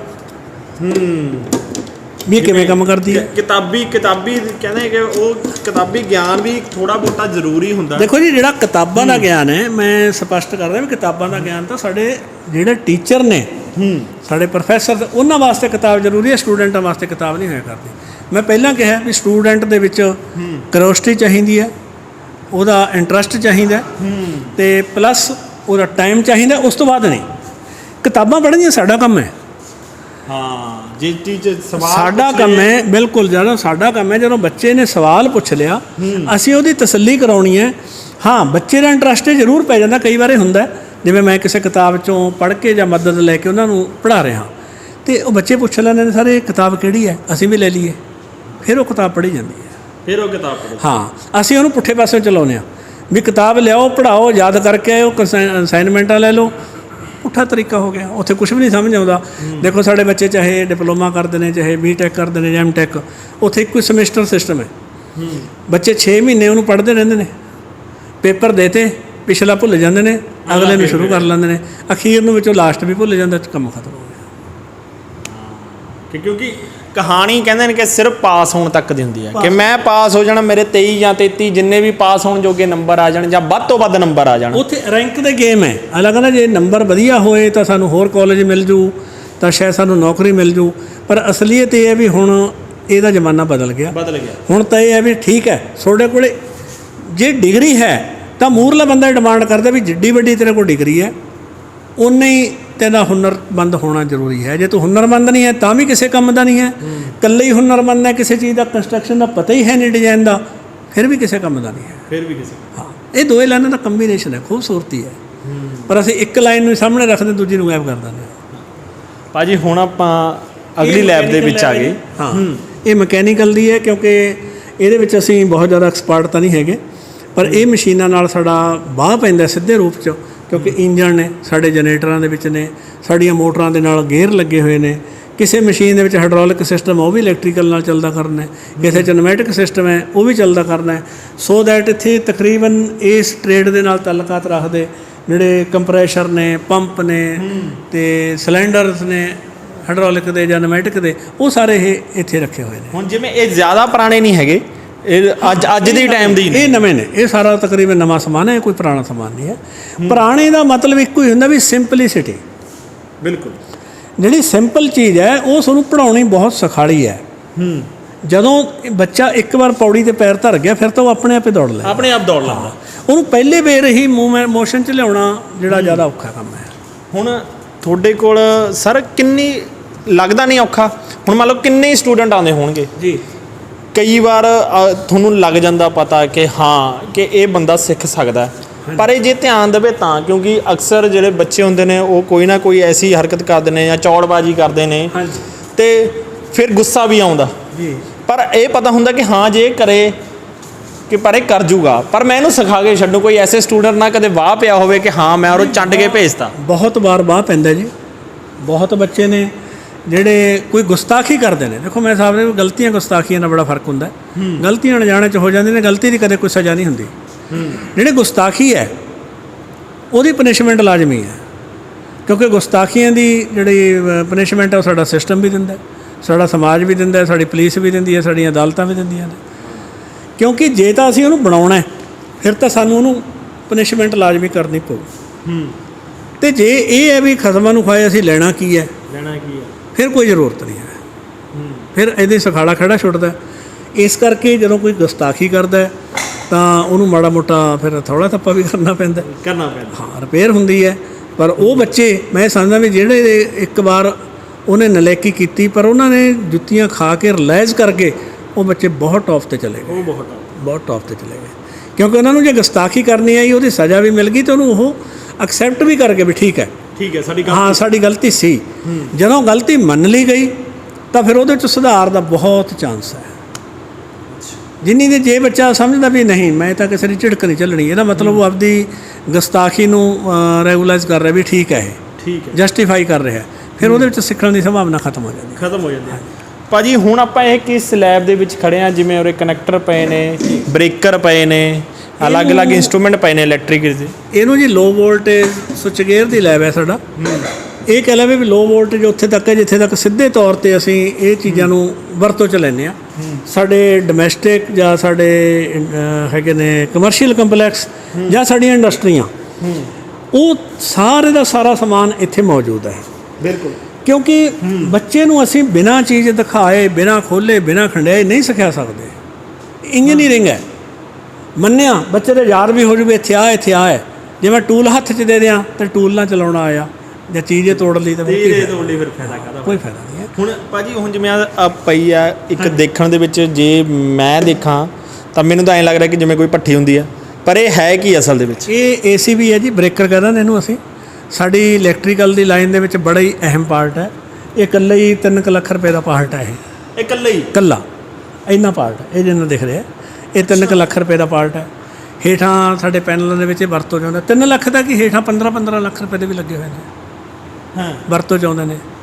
ਪਰ ਇਹ ਲਿਆਂਦੇ ਬਿਨਾਂ ਗੁਜ਼ਾਰਾ ਨਹੀਂ ਹੈ ਇਹਦੇ ਬਿਨਾਂ। ਔਰ ਇਹ ਚਾਲੂ ਹੁੰਦਾ ਜਦੋਂ ਅਸੀਂ ਲੈਬ 'ਚ ਕੋਈ ਚੀਜ਼ ਲਿਆਉਂਦੇ ਹਾਂ। ਜੇ ਅਸੀਂ ਡੈੱਡ ਲਿਆਵਾਂਗੇ, ਮੰਨ ਲਓ ਮੈਂ ਬਿਲਕੁਲ ਕੰਡਮ ਲਿਆਇਆ ਤੇ ਬੱਚੇ ਦੇ ਸਮਝ ਆਉਂਦੇ ਵੀ ਖਬਰ ਹੈ ਚੱਲੂਗਾ ਕਿ ਨਾ, ਜਾਂ ਚੱਲਦਾ ਹੁੰਦਾ ਹੋਵੇ ਜਾਂ ਨਹੀਂ। ਇਹ ਚੀਜ਼ ਵੀ ਚਾਲੂ ਰੱਖਣੀ ਪੈਂਦੀ ਹੈ, ਕਿਉਂਕਿ ਚਲਾ ਕੇ ਦਿਖਾਣਾ, ਕਿਉਂਕਿ ਇੱਕ ਦੱਸਣਾ ਤੇ ਇੱਕ ਚਲਾ ਕੇ ਦਿਖਾਉਣ 'ਚ ਫਰਕ ਬਹੁਤ। ਬੱਚੇ ਦੇ ਦਿਮਾਗ ਨੂੰ ਸਪਸ਼ਟ ਹੋ ਵੀ ਹਾਂ ਇਹ ਚੀਜ਼ ਵਾਕਈ ਇੱਦਾਂ ਚੱਲਦੀ ਹੁੰਦੀ ਹੈ। ਇੱਥੇ ਸਾਰਾ ਲੋ ਵੋਲਟੇਜ ਨਾਲ ਤਾਲੁਕਾਤ ਰੱਖਦਾ ਇੱਥੇ ਸਮਾਨ ਹੈ। ਅੱਛਾ, ਉਹ ਜਿਵੇਂ ਕੋਇਲ ਉਹ ਪਏ ਨੇ, ਹਾਂਜੀ, ਉਹ ਫਿਊਜ਼ ਪਏ ਨੇ। ਹਾਂ, ਇਹ ਫਿਊਜ਼ ਪਏ ਨੇ, ਇੱਧਰ MCBਆਂ ਨੇ। ਇਹਨਾਂ ਦੀ ਜਿਹੜੀ ਥਿਊਰੀ ਹੈ, ਅਸੀਂ ਕਹਿੰਦੇ ਮੋਟੀਆਂ ਕਿਤਾਬਾਂ ਦੀ ਤੁਹਾਨੂੰ ਲੋੜ ਨਹੀਂ ਹੈ, ਤੁਸੀਂ ਤਾਂ ਇੰਨੀ ਕੀ ਪੜ੍ਹ ਲਓ ਬਹੁਤ ਹੈ। ਬਸ ਉੱਪਰ ਲਿਖਿਆ ਹੀ ਪੜ੍ਹ ਲਓ। ਹਾਂ, ਇੰਨਾ ਪੜ੍ਹ ਲੇ ਤਾਂ ਬੱਚਾ ਛੇਤੀ ਮਾਰ ਨਹੀਂ ਖਾਂਦਾ। ਹਾਂ, ਜੇ ਪੇਪਰ ਦੇਣੇ ਨੇ ਫਿਰ ਹੋ ਸਕਦਾ 2 ਕਿਤਾਬਾਂ ਪੜ੍ਹਦੀਆਂ ਪੈ ਜਾਣ। ਕਿਉਂਕਿ ਮੇਰਾ ਮਕਸਦ ਹੁਨਰਮੰਦ ਕਰਨਾ ਹੈ। ਮੇਰਾ ਮਤਲਬ ਕੋਈ ਡਿਗਰੀ ਦੇਣ ਤੱਕ ਮੇਰਾ ਮੀਨਿੰਗ ਨਹੀਂ ਹੈ। ਇੱਥੇ ਹਰ ਜਿੰਨੇ ਕੰਪੋਨੈਂਟ ਲੱਗੇ ਨੇ ਸਾਰਿਆਂ ਦੀ ਜਿਹੜੀ ਥਿਊਰੀ ਹੈ ਇਹ ਬਕਾਇਦਾ ਨਾਲ ਲਿਖੀ ਹੋਈ ਹੈ ਸਾਰਿਆਂ ਦੀ ਜੀ। ਹੁਣ ਜਿਵੇਂ ਸਵਿੱਚ ਲੱਗੇ ਹੋਏ ਨੇ, ਬਿਲਕੁਲ ਆ ਇੱਥੇ ਸਾਰਾ ਇਹਨਾਂ ਦਾ ਹੀ ਹੈ, ਸਾਰਾ ਮੋਡਿਊਲ ਕੇਸ ਸਰਕਟ ਬ੍ਰੇਕਰ ਸਾਰਾ ਕੁਝ ਬਿਲਕੁਲ। ਤੇ ਭਾਜੀ ਹੁਣ ਕਿੰਨਾ ਕੁ ਮੁਸ਼ਕਿਲ ਲੱਗਦਾ ਆ ਕਿਸੇ, ਜਿਵੇਂ ਤੁਹਾਨੂੰ ਕਿੰਨਾ, ਪਹਿਲਾਂ ਤਾਂ ਮੈਂ ਇਹੀ ਜਾਣਨਾ ਚਾਹੂੰਗਾ ਕਿੰਨਾ ਸਮਾਂ ਹੋ ਗਿਆ ਇਦਾਂ ਬੱਚਿਆਂ ਨੂੰ ਪੜ੍ਹਾਉਂਦੇ ਹੋਏ? ਮੈਂ 1980 'ਚ ਜੀ ਇਸ ਫੀਲਡ 'ਚ ਆਇਆ ਸੀਗਾ, ਛੋਟੀ ਉਮਰੇ। ਪਰ ਅੱਜ ਸੋਚ ਕੇ ਬੜਾ ਹਾਸਾ ਆਉਂਦਾ ਵੀ ਉਦੋਂ ਜਿਹੜੇ ਮੇਰੇ ਸ਼ਾਗਿਰਦ ਤੇ ਮੈਥੋਂ ਕੋਈ 5 ਸਾਲ ਵੱਡਾ ਸੀ, ਕੋਈ 7 ਸਾਲ ਵੱਡਾ ਸੀ। ਪਰ ਐਂ ਤੇ ਹੱਥ 'ਚ ਹੁਨਰ ਤੀ ਤਾਂ ਉਹ ਸਿੱਖਣਾ ਚਾਹੁੰਦੇ ਤੇ ਮੈਨੂੰ ਸਿਖਾਉਣ ਦੀ ਕੋਈ ਹੈਜੀਟੇਸ਼ਨ ਨਹੀਂ ਸੀ। ਕਦੇ ਦਿਲ 'ਚ ਨਹੀਂ ਸੀ ਵੀ ਮੈਥੋਂ ਵੱਡੇ ਨੇ ਜਾਂ ਛੋਟੇ ਨੇ। ਹਾਂ, ਉਹਨਾਂ ਨੇ ਰਿਗਾਰਡ ਕੀਤਾ ਜਿੰਨਾ ਮੇਰੀ ਝੋਲੀ 'ਚ ਹੈਗਾ ਤੇ ਗਿਆਨ ਮੈਨੂੰ ਕੁਦਰਤ ਨੇ ਦਿੱਤਾ, ਮੈਂ ਉਹਨਾਂ ਨੂੰ ਪਾਇਆ। ਉਹਨਾਂ ਨੂੰ ਪਾ। ਜਿਉਂ-ਜਿਉਂ ਬਣਨੀ ਜੇ ਇਹ ਹੋਰ ਵੱਧਦਾ ਤੁਰਿਆ ਗਿਆ। ਅੱਛਾ। ਉਹ ਜ਼ਮਾਨੇ 'ਚ ਸਾਡਾ ਰੇਡੀਓ TV ਘਰਾਂ ਦੀ ਫਿਟਿੰਗ ਤੇ ਐਂਪਲੀਫਾਇਰ ਬਣਾਉਣਾ ਇੱਦਾਂ ਦੇ ਕੰਮ ਹੁੰਦੇ ਸੀਗੇ। ਫਿਰ ਪਾਵਰ ਦੀ ਲਾਈਨ 'ਚ ਆਇਆ ਤੇ ਸੰਨ 88 ਦੇ ਵਿੱਚ ਮੈਂ ਪਾਵਰ ਦੀ ਲਾਈਨ 'ਚ ਤੇ ਮੇਰਾ ਐਕਸੀਡੈਂਟ ਹੋਇਆ ਬਹੁਤ ਜ਼ਬਰਦਸਤ, ਤੇ ਸਿਰ ਤੋਂ ਪੈਰਾਂ ਤੱਕ ਜਲ ਗਿਆ ਸੀ। 60% ਬਰਨ ਹੋਇਆ ਸੀ ਮੈਂ। ਆਹ ਮੇਰੀਆਂ ਬਾਹਾਂ ਬੂਹਾਂ ਸਭ ਦੁਬਾਰੇ ਬਣੀਆਂ ਹੋਈਆਂ ਨੇ। ਤੇ ਫਿਰ ਪਾਵਰ ਦੀ ਲਾਈਨ ਦੇ ਨਾਲ ਹੀ ਮੋਹ ਪੈ ਗਿਆ। ਫਿਰ ਤਾਂ ਇਹ ਤੇ ਵੀ ਹੁਣ ਤੁਸੀਂ ਸਿਰਾ ਦੇਖ ਲਿਆ ਨਾ। ਹਾਂ, ਸਿਰਾ ਦੇਖ ਲਿਆ। ਹੁਣ ਆਪਾਂ ਇਹ ਕਿਸ, ਜਿਵੇਂ ਮੋਟਰਾਂ ਪਏ ਨੇ, ਅਲਟਰਨੇਟਰ ਪਏ ਨੇ, ਇਹ ਜਿਹੜੀ ਲੈਬ ਹੈ ਜੀ, ਇੱਥੇ ਜਿੰਨੀ ਸਾਡੇ ਵਰਤੋਂ 'ਚ ਆਉਂਦੀ ਹੈ ਇੱਥੇ ਹਰ ਕਿਸਮ ਦੀ ਮੋਟਰ ਮੌਜੂਦ ਹੈ। ਹਰ ਕਿਸਮ ਦੀ 3 face motor, single phase motor, flame proof, slip ring, DC motor, ਸਾਰੀਆਂ ਮੋਟਰਾਂ ਪਈਆਂ ਨੇ। ਔਰ ਇਹ ਚਾਲੂ ਨੇ, ਸ਼ਾਫਟ ਤੇ ਜੁੜੀਆਂ ਹੋਈਆਂ ਨੇ। ਅੱਛਾ। ਇਹ ਸਾਰੀਆਂ ਅਟੈਚ ਨੇਗੀਆਂ, ਜਿਹਨੂੰ ਜਦੋਂ ਮਰਜ਼ੀ ਆਪਾਂ ਚਾਲੂ ਕਰ ਲਈਏ। 3 ਫੇਸ, ਸਿੰਗਲ ਫੇਸ, ਸਾਰੀਆਂ A to Z ਸਭ ਕੇਬਲਾਂ ਤਾਰਾਂ ਦੇਖੋ ਜੁੜੀਆਂ ਲੱਗੀਆਂ ਹੋਈਆਂ ਨੇ। ਤੇ ਇੱਧਰ ਸਾਰੇ ਜਨਰੇਟਰ ਨੇ ਹਰ ਕਿਸਮ ਦੇ, 3 ਫੇਸ ਦਾ, ਸਿੰਗਲ ਫੇਸ ਦਾ, ਹਾਈ ਫ੍ਰੀਕੁਐਂਸੀ, DC ਜਨਰੇਟਰ, ਇਹ ਸਾਰੇ ਜਨਰੇਟਰ ਨੇ। ਤੇ ਇੱਥੇ ਜੇ ਆਪਾਂ ਗੱਲ ਕਰੀਏ ਖੇਤਾਂ 'ਚ ਜਾਂਦੇ ਹਾਂ ਤਾਂ ਉੱਥੇ ਤੇਲ ਵਾਲੇ ਸਟਾਰਟਰ ਲੱਗੇ ਨੇ ਡੈਲਟਾ। ਇਹ ਅਸੀਂ ਇੱਥੇ ਲਿਆਉਣ ਦਾ ਮਕਸਦ ਹੈ ਤਾਂ ਕਿ ਕੋਈ ਬੱਚਾ ਇਹ ਨਾ ਸੋਚੇ ਵੀ ਉੱਥੇ ਉਹ ਲੱਗਿਆ ਹੁੰਦਾ ਸੀ, ਉਹ ਪਤਾ ਨਹੀਂ ਕੀ ਸੀਗਾ। ਇਹ ਸਟਾਰਟਰ ਵੀ ਨੇ। ਜੇ ਜਿਹੜੇ ਨਵੇਂ ਜ਼ਮਾਨੇ ਦੇ ਸਟਾਰਟਰ ਨੇ ਇੱਧਰ ਦੇਖ ਰਹੇ ਹੋ, ਇੱਧਰ ਇਹ ਵੀ ਸਾਰੇ ਲੱਗੇ ਹੋਏ ਨੇ। ਹਾਂਜੀ, ਬੈਂਟੈਕਸ ਦਾ ਹੈ ਜਾਂ ਡਰਾਈਵ ਹੈ ਜਾਂ ਸੌਫਟ ਸਟਾਰਟਰ ਹੈ, ਇਹ ਵੀ ਸਾਰੇ ਸਟਾਰਟਰ ਇਹ ਮਾਡਰਨ ਨੇ। ਇਹ ਸਾਰੇ ਦੇ ਸਾਰੇ ਚਾਲੂ ਹਾਲਤ 'ਚ ਰੱਖੇ ਹੁੰਦੇ ਨੇ, ਸਾਰੇ ਚਾਲੂ ਹਾਲਤ 'ਚ ਰੱਖੇ। ਕਿਉਂਕਿ ਅਸੀਂ ਇਹ ਮੰਨਦੇ ਹਾਂ ਵੀ ਬੱਚੇ ਨੂੰ ਕੋਈ ਵੀ ਚੀਜ਼ ਫੇਸ ਕਰਨੀ ਪੈ ਸਕਦੀ ਹੈ। ਆਲਮੋਸਟ ਹਰ ਕਿਸਮ ਦੀ ਮੋਟਰਾਂ ਜਿਹੜੀ ਤੁਸੀਂ ਇੱਥੇ ਦੇਖ ਸਕਦੇ ਹੋ, ਹੇਠਾਂ ਖੁੱਲੀਆਂ ਵੀ ਪਈਆਂ ਨੇ। ਹਾਂ, ਮੋਟਰਾਂ ਪੱਟੀਆਂ ਵੀ ਹੋਈਆਂ ਨੇ, ਬੰਨ੍ਹ ਕੇ ਦੇਖਣੀਆਂ ਬੰਨ੍ਹ ਕੇ ਦੇਖ ਲਓ, ਚਲਾ ਕੇ ਦੇਖ ਲਓ, ਕਨੈਕਸ਼ਨ ਕਰ ਲਓ, ਜੋ ਦੇਖਣਾ ਦੇਖੋ, ਦੇਖ ਲਓ। ਭਾਜੀ ਹੁਣ ਜਿਵੇਂ ਤੁਸੀਂ ਦੱਸਿਆ ਕਿ ਮੈਨੂੰ ਬਹੁਤ ਲੰਮਾ ਸਮਾਂ ਹੋ ਚੁੱਕਿਆ ਸਿਖਾਉਂਦੇ ਹੋਏ ਵੀ, ਉਸ ਸਮੇਂ ਸਿਖਾਉਂਦੇ ਸੀ, ਇੰਨਾ ਲੰਬਾ ਕੱਢ ਲਿਆ, ਸਮਾਂ ਵੀ ਕੱਢ ਲਿਆ ਜੀ। ਕੀ ਲੱਗਦਾ ਕਿ ਉਦੋਂ ਜ਼ਿਆਦਾ ਬੱਚੇ ਜਾਂ ਨੌਜਵਾਨ ਸਿੱਖਦੇ ਸੀ, ਕਿਉਰਿਓਸਿਟੀ ਸੀ, ਕਿ ਹੁਣ ਹੈ ਜ਼ਿਆਦਾ ਸਿੱਖਣ ਦੀ? ਹੁਣ ਅਸਲ ਦੇ ਵਿੱਚ ਨਾ ਜੀ ਜਿਹੜਾ ਦਿਮਾਗ ਆ ਦੁਬਦਾ 'ਚ ਪੈ ਗਿਆ। ਮੰਨ ਲਓ ਮੈਂ ਜਿੰਨਾ ਮਰਜ਼ੀ ਸਹੀ ਸਵਾਲ ਦਾ ਜਵਾਬ ਦੇ ਦਿਆਂ ਤਾਂ ਬੱਚਾ ਇੱਕ ਵਾਰ ਗੂਗਲ ਤੇ ਹੱਥ ਜ਼ਰੂਰ ਮਾਰਦਾ, ਚਾਹੇ ਉਹਦੇ 'ਤੇ ਗਲਤ ਸਵਾਲ ਹੀ ਹੋਵੇ। ਸੋਰਸ ਬਦਲ ਗਏ। ਸੋਰਸ ਗੂਗਲ ਤੇ ਸਰਚ ਮਾਰੂਗੇ, ਹੁਣ ਉਹ ਗੂਗਲ ਤੇ ਸਰਚ ਮਾਰਦੇ ਨੇ, ਫਿਰ ਉਹ ਕਹਿੰਦੇ ਜੀ ਗੂਗਲ ਤੇ ਕਾਹ ਲਿਖਿਆ ਹੋਇਆ। ਮੈਂ ਕਹਿੰਦਾ ਵੀ ਇਕੱਲਾ ਗੂਗਲ ਦੇ ਉੱਤੇ ਸਾਰਾ ਡਾਟਾ ਸਹੀ ਨਹੀਂ ਹੁੰਦਾ, ਬਹੁਤ ਸਾਰੀ ਉਹਦੇ 'ਤੇ ਫੇਕ ਸਟੋਰੀ ਹੈ, ਜਾਂ ਸਾਡੇ ਮਨੁੱਖੀ ਦਿਮਾਗ ਨੂੰ ਭਟਕਾਉਣ ਵਾਸਤੇ ਉੱਥੇ ਬਥੇਰਾ ਕੁਛ ਪਿਆ। ਦੇਖਣ ਅਸੀਂ ਕੁਛ ਲੱਗਦੇ ਤੇ ਅੱਗੇ ਕੁਛ ਆ ਜਾਂਦਾ, ਕੁਛ ਹੋਰ ਜਾਂਦਾ ਤੇ ਦਿਮਾਗ ਡਾਇਵਰਟ ਹੁੰਦਾ। ਔਰ ਇੱਥੇ ਸਾਡੀ ਸੰਸਥਾ ਦੇ ਵਿੱਚ ਅਸੀਂ ਮੋਬਾਈਲ ਤੇ ਟੋਟਲੀ ਮਨਾਹੀ ਹੁੰਦੀ ਹੈ ਵੀ ਅਸੀਂ ਫ਼ੋਨ ਨਹੀਂ ਇੱਥੇ ਰੱਖਣ ਦੇਣਾ। ਸਾਡੀ ਲੈਂਡਲਾਈਨ ਚੱਲਦੀ ਹੈ, ਜਿਹਨੇ ਗੱਲ ਕਰਨੀ ਉਹ ਤੇ ਕਰ ਲਓ, ਕਿਉਂਕਿ ਦਿਮਾਗ ਡਬਲ ਨਾ ਹੋਵੇ। ਦੇਖੋ ਜਦੋਂ ਸ਼ੰਕਾ ਵਾਲਾ ਦਿਮਾਗ ਹੋ ਜਾਂਦਾ ਨਾ ਵੀ ਸਹੀ ਹੈ ਜਾਂ ਨਾ, ਅਸੀਂ ਕਹਿੰਦੇ ਸਾਡੇ ਕੋਲ ਇੱਕੋ ਤਰੀਕਾ ਹੈ, ਅਸੀਂ ਤੁਹਾਨੂੰ ਚੀਜ਼ ਬਾਰੇ ਦੱਸਤਾ ਤੇ ਉਹਨੂੰ ਚਲਾ ਕੇ ਦਿਖਾ ਦਾਂਗੇ, ਕਰਕੇ ਦਿਖਾ ਦਾਂਗੇ, ਗੱਲ ਖਤਮ। ਹੁਣ ਜਿਹੜਾ ਜਾਣਕਾਰੀ ਦਾ ਸੋਰਸ ਹੈ ਅਨਟਰਸਟਡ ਹੈ, ਉਹਦਾ ਕੋਈ ਭਰੋਸੇਮੰਦ ਸੋਰਸ ਨਹੀਂ ਹੈ, ਤੇ ਉਹ ਡਾਟਾ ਇੰਨਾ ਜ਼ਿਆਦਾ ਜਾ ਰਿਹਾ। ਮੈਂ ਪੜ੍ਹ ਰਿਹਾ ਸੀ ਪਿੱਛੇ 2004 ਜਾਂ 5 'ਚ, ਉਦੋਂ ਇੱਕ ਸਰਵੇ 'ਤੇ ਵੀ ਇਸ ਟਾਈਮ ਜਿਹੜਾ ਸਾਡਾ ਯੂਥ ਹੈ ਜਾਂ ਮਨੁੱਖੀ ਦਿਮਾਗ ਹੈ, ਜਿੰਨਾ ਉਹਨੂੰ ਚਾਹੀਦਾ ਹੈ ਉਦੋਂ 400% ਡਾਟਾ ਫਾਲਤੂ ਲੈ ਰਿਹਾ ਹੈ। 400% ਡਾਟਾ ਫਾਲਤੂ ਆ ਰਿਹਾ, ਜਿਹੜਾ ਚਾਹੀਦਾ ਹੀ ਨਹੀਂ। ਅਸੀਂ ਮੋਬਾਈਲ ਤੇ ਖੋਲੀ ਬੈਠੇ ਹਾਂ, ਜਿਹੜੀ ਚੀਜ਼ਾਂ ਨਹੀਂ ਪੜ੍ਹਦੇ ਸਾਡੇ ਸਾਹਮਣੇ ਅਸੀਂ ਉਂਗਲਾਂ ਮਾਰੀ ਜਾਂਦੇ ਹਾਂ। ਉਂਗਲ ਮਾਰਦੇ ਆ ਨਾ, ਮਤਲਬ ਦਿਮਾਗ ਤਾਂ ਉਹਨੂੰ ਰੀਡ ਕਰ ਰਿਹਾ ਨਾ। ਜਿਹੜਾ ਅਨਵਾਂਟਡ ਡਾਟਾ ਉਹ ਵੀ ਤਾਂ ਦਿਮਾਗ ਨੂੰ ਜਾਈ ਜਾ ਰਿਹਾ, ਚਾਹੇ ਉਹਨੂੰ ਦਿਮਾਗ ਫਿਲਟਰ ਕਰ ਰਿਹਾ ਵੀ ਅਨਵਾਂਟਡ ਹੈ, ਜਾ ਤਾਂ ਰਿਹਾ। 400% ਡਾਟਾ ਐਕਸਟਰਾ ਜਾ ਰਿਹਾ ਹੈ। ਇੰਨੇ ਡਾਟੇ ਦਾ ਇੱਕੋ ਹੀ ਨੁਕਸਾਨ ਹੁੰਦਾ ਵੀ ਜਿਹੜਾ ਕੰਮ ਦਾ ਡਾਟਾ ਹੈ ਉਹ ਤਾਂ ਮੈਨੂੰ ਵੀ ਕਿਤੇ ਵਿੱਚ ਹੀ ਰੁਲ ਜਾਂਦਾ, ਵਿੱਚ ਰੁਲ ਜਾਂਦਾ। ਹੁਣ ਜਿਵੇਂ ਆਪਾਂ ਇਸ ਲੈਬ ਦੇ ਵਿੱਚ ਖੜੇ ਆ, ਮੈਂ ਉਰੇ ਟਰਾਂਸਫਾਰਮ ਦੇਖ ਪਾ ਰਿਹਾ ਆ, ਇੱਕ ਲਾਈਨ ਵੀ ਜਾਂਦੀ ਦਿਖਦੀ ਪਈ ਹੈ। ਇਹ 11,000 ਵੋਲਟ ਦੀ ਲਾਈਨ ਹੈ ਜਿਹੜੀ ਉੱਪਰ ਪਈ ਹੋਈ ਹੈ ਜੀ। ਇਹ 11,000 ਵੋਲਟ? ਹਾਂ, ਇਹ 11,000 ਵੋਲਟ ਦੀ ਲਾਈਨ ਹੈ। ਹੁਣ ਐਂ ਲੱਗੇ ਹੋ ਕਿ ਇਹ ਵੀ ਚੱਲਦੀ ਹੈ? ਇਹ ਚਾਲੂ ਹੈ ਜੀ, ਵਾਕਈ ਚੱਲਦੀ ਹੈ, ਕੋਈ ਸ਼ੱਕ ਨਹੀਂ। ਹਾਂ, ਮੈਂ ਤੁਹਾਨੂੰ ਚਲਾ ਕੇ ਦਿਖਾ ਦਿੰਦਾ। ਤੇ ਇਹਨੂੰ ਦੇਖੋ ਹੁਣ ਬਿਜਲੀ ਦਿਖਦੀ ਤਾਂ ਹੈ ਨਹੀਂ, ਹਾਂ ਬਿਜਲੀ ਦਿਖਦੀ ਤਾਂ ਇਹਨੂੰ ਤਾਂ ਇੱਕੋ ਹੀ ਆ ਵੀ ਸਾਡਾ ਮੀਟਰ ਦੱਸਦਾ ਵੀ ਹਾਂ ਕਿੰਨੇ ਹਜ਼ਾਰ ਵੋਲਟੇਜ ਆ ਗਏ, ਜਾਂ ਸਾਡਾ ਟਰਾਂਸਫਾਰਮਰ ਚਾਲੂ ਹੋਊ, ਲਾਈਟਾਂ ਚਾਲੂ ਹੋਣਗੀਆਂ। ਤੇ ਮੈਂ ਇਹਨੂੰ ਚਲਾ ਕੇ ਦਿਖਾਉਣਾ, ਤੇ ਆਹ ਦੇਖੋ ਹੁਣ ਇਹ ਤੁਸੀਂ ਦੇਖੋਗੇ ਇਹ ਸੂਈ ਅੱਗੇ ਜਾ ਰਹੀ ਹੈ। ਲਓ ਇਹ ਪੂਰੀ 11000 ਵੋਲਟੇਜ ਚਾਲੂ ਹੈ, 11000 ਵੋਲਟੇਜ ਇੱਥੇ ਮੌਜੂਦ ਹੈ। ਉਹਦਾ ਰਿਜ਼ਲਟ ਕਿੱਥੇ ਮਿਲ ਰਿਹਾ ਹੈ? ਸਾਹਮਣੇ ਟਰਾਂਸਫਾਰਮਰ ਤੇ ਲਾਈਟਾਂ ਚਾਲੂ ਹੋ ਗਈਆਂ, ਹਾਂ ਤੇ ਖੱਬੇ ਪਾਸੇ ਜਿਹੜੀਆਂ ਵੱਡੇ ਬਲਬ ਚਾਲੂ ਹੋ ਗਏ, ਹਾਂ ਮੀਟਰਾਂ 'ਚ ਲਾਈਟ ਆ ਰਹੀ ਹੈ। ਤੇ ਕਈ ਵਾਰ ਬੰਦਾ ਸੋਚਦਾ ਵੀ ਉੱਥੋਂ ਹੈ, ਇੱਥੋਂ ਮੈਂ ਇਹਨੂੰ ਬੰਦ ਹੌਲੀ ਕਰਾਂਗਾ। ਦੇਖੋ ਇਹ ਹੁਣ ਘਟ ਰਹੀ ਹੈ। ਵੋਲਟੇਜ ਕੰਟਰੋਲ, ਹਾਂ ਇਹ ਵੋਲਟੇਜ ਕੰਟਰੋਲ ਹੈ ਨਾਲ ਇਹ। ਅੱਛਾ ਜੀ। ਕਿਉਂਕਿ ਇੱਥੇ ਜਦੋਂ ਪ੍ਰੈਕਟੀਕਲ ਹੁੰਦੇ ਨੇ ਨਾ ਜੀ, ਪ੍ਰੈਕਟੀਕਲਾਂ ਦੇ ਵਿੱਚ ਹਮੇਸ਼ਾ ਇੱਕ ਜਿਹੜਾ ਖਤਰਾ ਬਣਿਆ ਹੁੰਦਾ ਬੱਚਿਆਂ ਦਾ ਵੀ ਕਿਤੇ ਕੋਈ ਐਕਸੀਡੈਂਟ ਨਾ ਕਰ ਲੈਣ। ਐਕਸੀਡੈਂਟ ਹੋ, ਕਿਉਂਕਿ ਮੈਂ ਤਾਂ ਹੀ ਤੁਹਾਨੂੰ ਇਹ ਗੱਲ ਕਹੀ ਚੁਮੀ, ਤੁਸੀਂ ਜਦੋਂ ਕਿਹਾ ਕਿ 11000 ਵੋਲਟੇਜ ਆ, ਮੈਂ ਤਾਂ ਡਰ ਗਿਆ ਕਿਉਂਕਿ 11000 ਬਹੁਤ ਜ਼ਿਆਦਾ ਹੁੰਦੀ ਹੈ। ਮੈਂ ਤਾਂ ਹੀ ਡਰ ਗਿਆ, ਮੈਂ ਕਿਹਾ ਹੁਣ ਤੁਸੀਂ ਇਹ ਨਾ ਕਹੋ ਕਿ ਚੱਲਦੀ ਆ, ਪਰ ਤੁਸੀਂ ਪਰੰਤੂ ਕੰਟਰੋਲ ਰੱਖੀ ਹੁੰਦੀ ਹੈ। ਜਦੋਂ ਸਾਡੇ ਨਾਲ ਸੁਪਰਵਿਜ਼ਨ ਦੇ ਵਿੱਚ ਨਾਲ ਬੱਚੇ ਹੁੰਦੇ ਨੇ, ਮੇਰਾ ਆਪਣਾ ਸਟਾਫ ਹੁੰਦਾ, ਬੱਚੇ ਸੈਂਟਰ 'ਚ ਖੜੇ ਨੇ, ਵਾਚਿੰਗ ਹੈ ਪੂਰਾ, ਫਿਰ ਵੋਲਟੇਜ ਫੁੱਲ ਲੈ ਲੈਂਦੇ ਨੇ, ਫਿਰ ਵੋਲਟੇਜ ਬੋਲ, ਹਾਂ ਬਿਲਕੁਲ, ਕਿਉਂਕਿ ਖਤਰਾ ਵੀ ਬਣਿਆ ਰਹਿੰਦਾ। ਦੇਖੋ ਜਾਨੀ ਇਹਨੇ ਕੋਈ ਇਹਦਾ ਅਨਡੂ ਤਾਂ ਹੈ ਨਹੀਂ, ਇਹਦਾ ਜਿਹੜਾ ਇੱਕ ਵਾਰ ਹੋ ਗਿਆ ਤਾਂ ਕੰਮ ਗਿਆ। ਇਹ ਸਾਰੀ ਜਿਹੜੀ ਲੈਬ ਹੈ 11000 ਵੋਲਟੇਜ ਦੀ ਹੈ। ਇੱਥੇ ਕਿਸਾਨਾਂ ਨੂੰ ਵੀ ਟ੍ਰੇਨਿੰਗ ਦਿੱਤੀ ਜਾਂਦੀ ਹੈ ਫ੍ਰੀ ਆਫ ਕੋਸਟ। ਅੱਛਾ, ਕਿਤੋਂ ਵੀ ਕਿਸਾਨ ਪੰਜਾਬ 'ਚੋਂ, ਹਰਿਆਣੇ 'ਚੋਂ, ਕਿਸੇ ਸਟੇਟ 'ਚੋਂ ਆਉਣਾ ਚਾਹੁਣ ਆਉਂਦੇ ਵੀ ਨੇ, ਆਉਂਦੇ ਨੇ। ਅਸੀਂ ਉਹਨਾਂ ਨੂੰ, ਕਿਉਂਕਿ ਉਹ ਜਿਵੇਂ ਟਰਾਂਸਫਾਰਮਰ ਲੱਗਿਆ ਹੋਇਆ, ਮੋਟਰਾਂ 'ਤੇ ਹਰੇਕ 'ਤੇ ਲੱਗਿਆ ਹੋਇਆ, ਅਸੀਂ ਉਹਨਾਂ ਨੂੰ ਦੱਸਦੇ ਹਾਂ ਵੀ ਇਹ ਤੋਂ ਇੰਨੀ ਕੁ ਬੱਚਤ ਰੱਖਣੀ ਹੈ। ਉਹਨਾਂ ਨੂੰ ਟ੍ਰੇਨਡ ਮਕੈਨਿਕ ਨਹੀਂ ਬਣਾਉਣਾ, ਉਹਨਾਂ ਨੂੰ ਬੱਚਤ ਸਿਖਾਉਣੀ ਹੈ ਵੀ ਆਪਦੀ ਜਾਨ ਬਚਾ ਕਿਵੇਂ ਰੱਖਣਾ। ਇਸ ਟਾਈਮ ਇੰਡੀਆ ਦੇ ਵਿੱਚ 12 ਤੋਂ 13000 ਜਿਹੜੀ ਮੌਤ ਹੈ ਇਕੱਲੀ ਬਿਜਲੀ ਨਾਲ ਹੁੰਦੀ ਹੈ ਇੱਕ ਸਾਲ ਦੇ ਵਿੱਚ। 12 ਤੋਂ 13000 ਮੌਤ ਇਕੱਲੀ ਬਿਜਲੀ ਦੇ ਹਾਦਸੇ ਨਾਲ। ਅਤੇ ਇੱਥੇ ਸਾਡਾ ਮਕਸਦ ਹੁੰਦਾ ਵੀ ਉਹ ਲੋਕ ਜਿਹੜਾ ਨਾਲ ਇਹਨਾਂ ਪ੍ਰੋਫੈਸ਼ਨ ਨਾਲ ਕੋਈ ਸੰਬੰਧ ਨਹੀਂ, ਪਰ ਇਹ ਕਹਿ ਲਵੇ ਵੀ ਬਿਜਲੀ ਸਾਡੀਆਂ ਜੇਬਾਂ ਤੱਕ ਚੱਲਦੀ ਹੈ।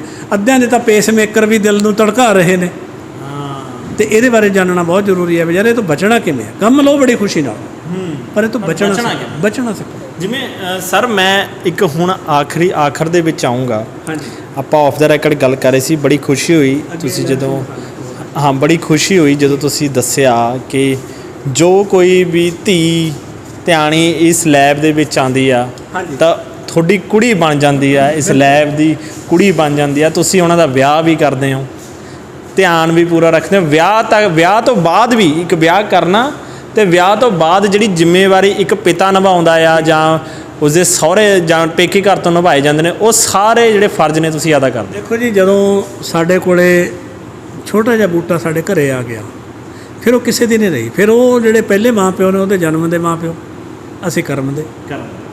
ਉਹ ਬੱਚੇ ਨੇ ਮਿਹਨਤ ਵੀ ਸਾਡੇ ਨਾਲ ਕੀਤੀ, ਪੂਰੀ ਮਿਹਨਤ ਕਰਨ ਦੇ ਨਾਲ ਹੀ ਤਾਂ ਉਹਦਾ ਹਿੱਸਾ ਵੀ ਬਣਦਾ। ਜਦੋਂ ਘਰ ਦੀ ਧੀ ਹੈ, ਕਿੱਡੀ ਮਾੜੀ ਧੀ ਹੋਵੇ, ਫਿਰ ਵੀ ਮਾਂ ਪਿਓ ਸਿੱਟ ਥੋੜ੍ਹੀ ਸਕਦੇ ਨੇ। ਸਾਡੇ ਤਾਂ ਫਿਰ ਵੀ ਸੋਨੇ ਵਰਗੇ ਬੱਚੇ ਹੁੰਦੇ ਨੇ। ਮੇਰੀਆਂ ਇਹਦੇ ਵਿੱਚ ਬਹੁਤ ਵੱਡੀ ਉਮਰ ਦੀਆਂ ਧੀਆਂ ਵੀ ਹੈਗੀਆਂ ਨੇ। ਮੇਰੇ ਕੋਲ ਕੁੜੀ 22 ਸਾਲ ਤੋਂ ਹੈ, ਜਿਹੜੀ ਅੱਜ ਵੀ ਫੈਕਟਰੀ ਨੂੰ ਇਟਲੀ ਤੋਂ ਮੈਨੇਜ ਕਰਦੀ ਹੈ। ਅੱਛਾ, ਉੱਥੋਂ ਸੰਭਾਲਦੀ ਹੈ ਸਾਰਾ ਕੰਮ।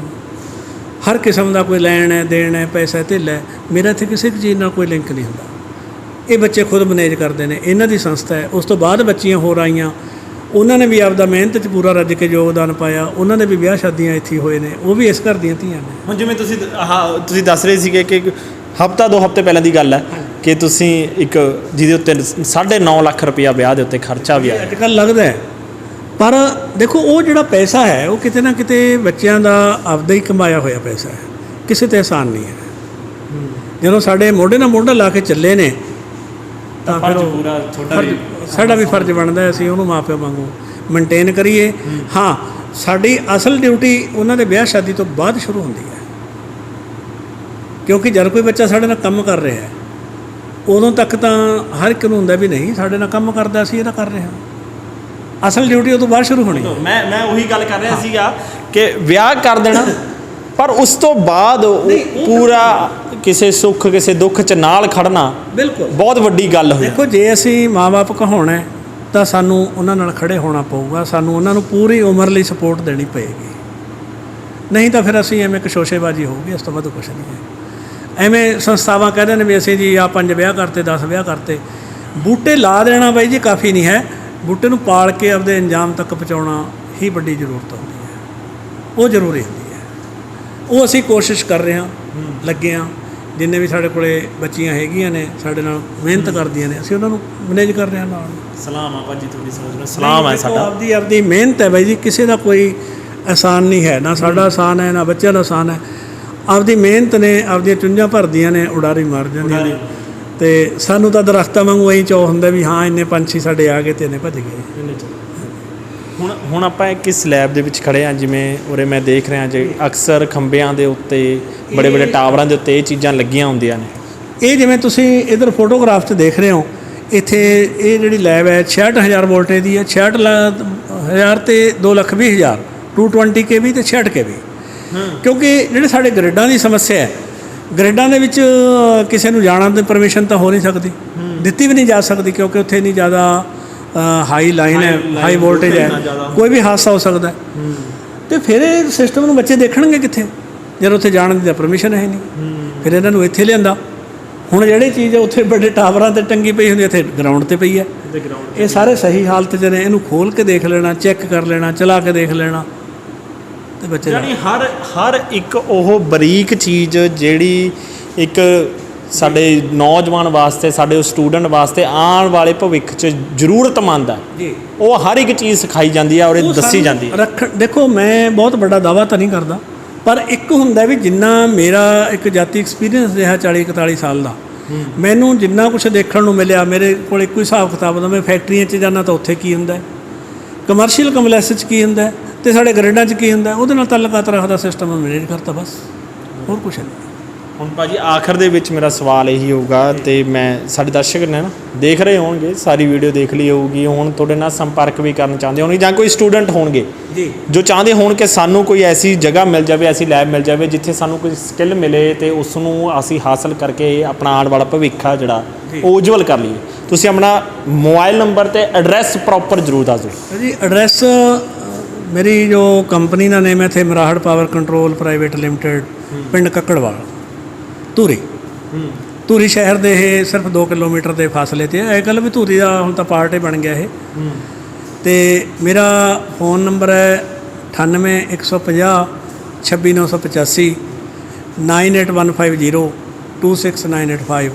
ਬਾਕੀ ਪਿੰਡ ਦੇ ਵਿੱਚ ਕਦੇ ਵੀ ਆਉਣ, ਕਿਸੇ ਵੀ ਮਤਲਬ ਮੇਰੇ ਪਿੰਡ ਕੱਕੜਵਾਲ 'ਚ ਆ ਕੇ ਤੁਸੀਂ ਪੁੱਛ ਲਓ ਵੀ ਜੈ ਸਿੰਘ ਦੀ ਫੈਕਟਰੀ, ਤਾਂ ਕਿਉਂਕਿ ਮੈਂ ਇਸੇ ਪਿੰਡ ਦਾ ਜੰਪ ਵਾਲਾ, ਹਰ ਕੋਈ ਦੱਸ ਦਿੰਦਾ ਵੀ ਉੱਥੇ ਚਲੇ ਜਾ ਜੀ। ਬਹੁਤ ਬਹੁਤ ਸ਼ੁਕਰੀਆ, ਤੁਸੀਂ ਆਪਣਾ ਸਮਾਂ ਦਿੱਤਾ ਭਾਜੀ ਸਾਨੂੰ, ਤੇ ਅਸੀਂ ਇਹੀ ਉਮੀਦ ਰੱਖਾਂਗੇ ਕਿ ਜਿਹੜਾ ਤੁਹਾਡਾ ਆਉਣ ਵਾਲਾ ਜਿਹੜਾ ਸਮਾਂ ਆ, ਜਿਹੜਾ ਤੁਸੀਂ ਇੰਨਾ ਵਧੀਆ ਕਾਰਜ ਕਰ ਰਹੇ ਹੋ, ਕਿ ਉਸ ਦੇ ਵਿੱਚ ਪਰਮਾਤਮਾ ਹੋਰ ਤਰੱਕੀ ਕਰੇ। ਬਹੁਤ ਬਹੁਤ ਸ਼ੁਕਰੀਆ ਭਾਜੀ, ਤੁਸੀਂ ਆਪਣਾ ਸਮਾਂ ਦਿੱਤਾ ਸਾਨੂੰ, ਬਹੁਤ ਬਹੁਤ ਸ਼ੁਕਰੀਆ।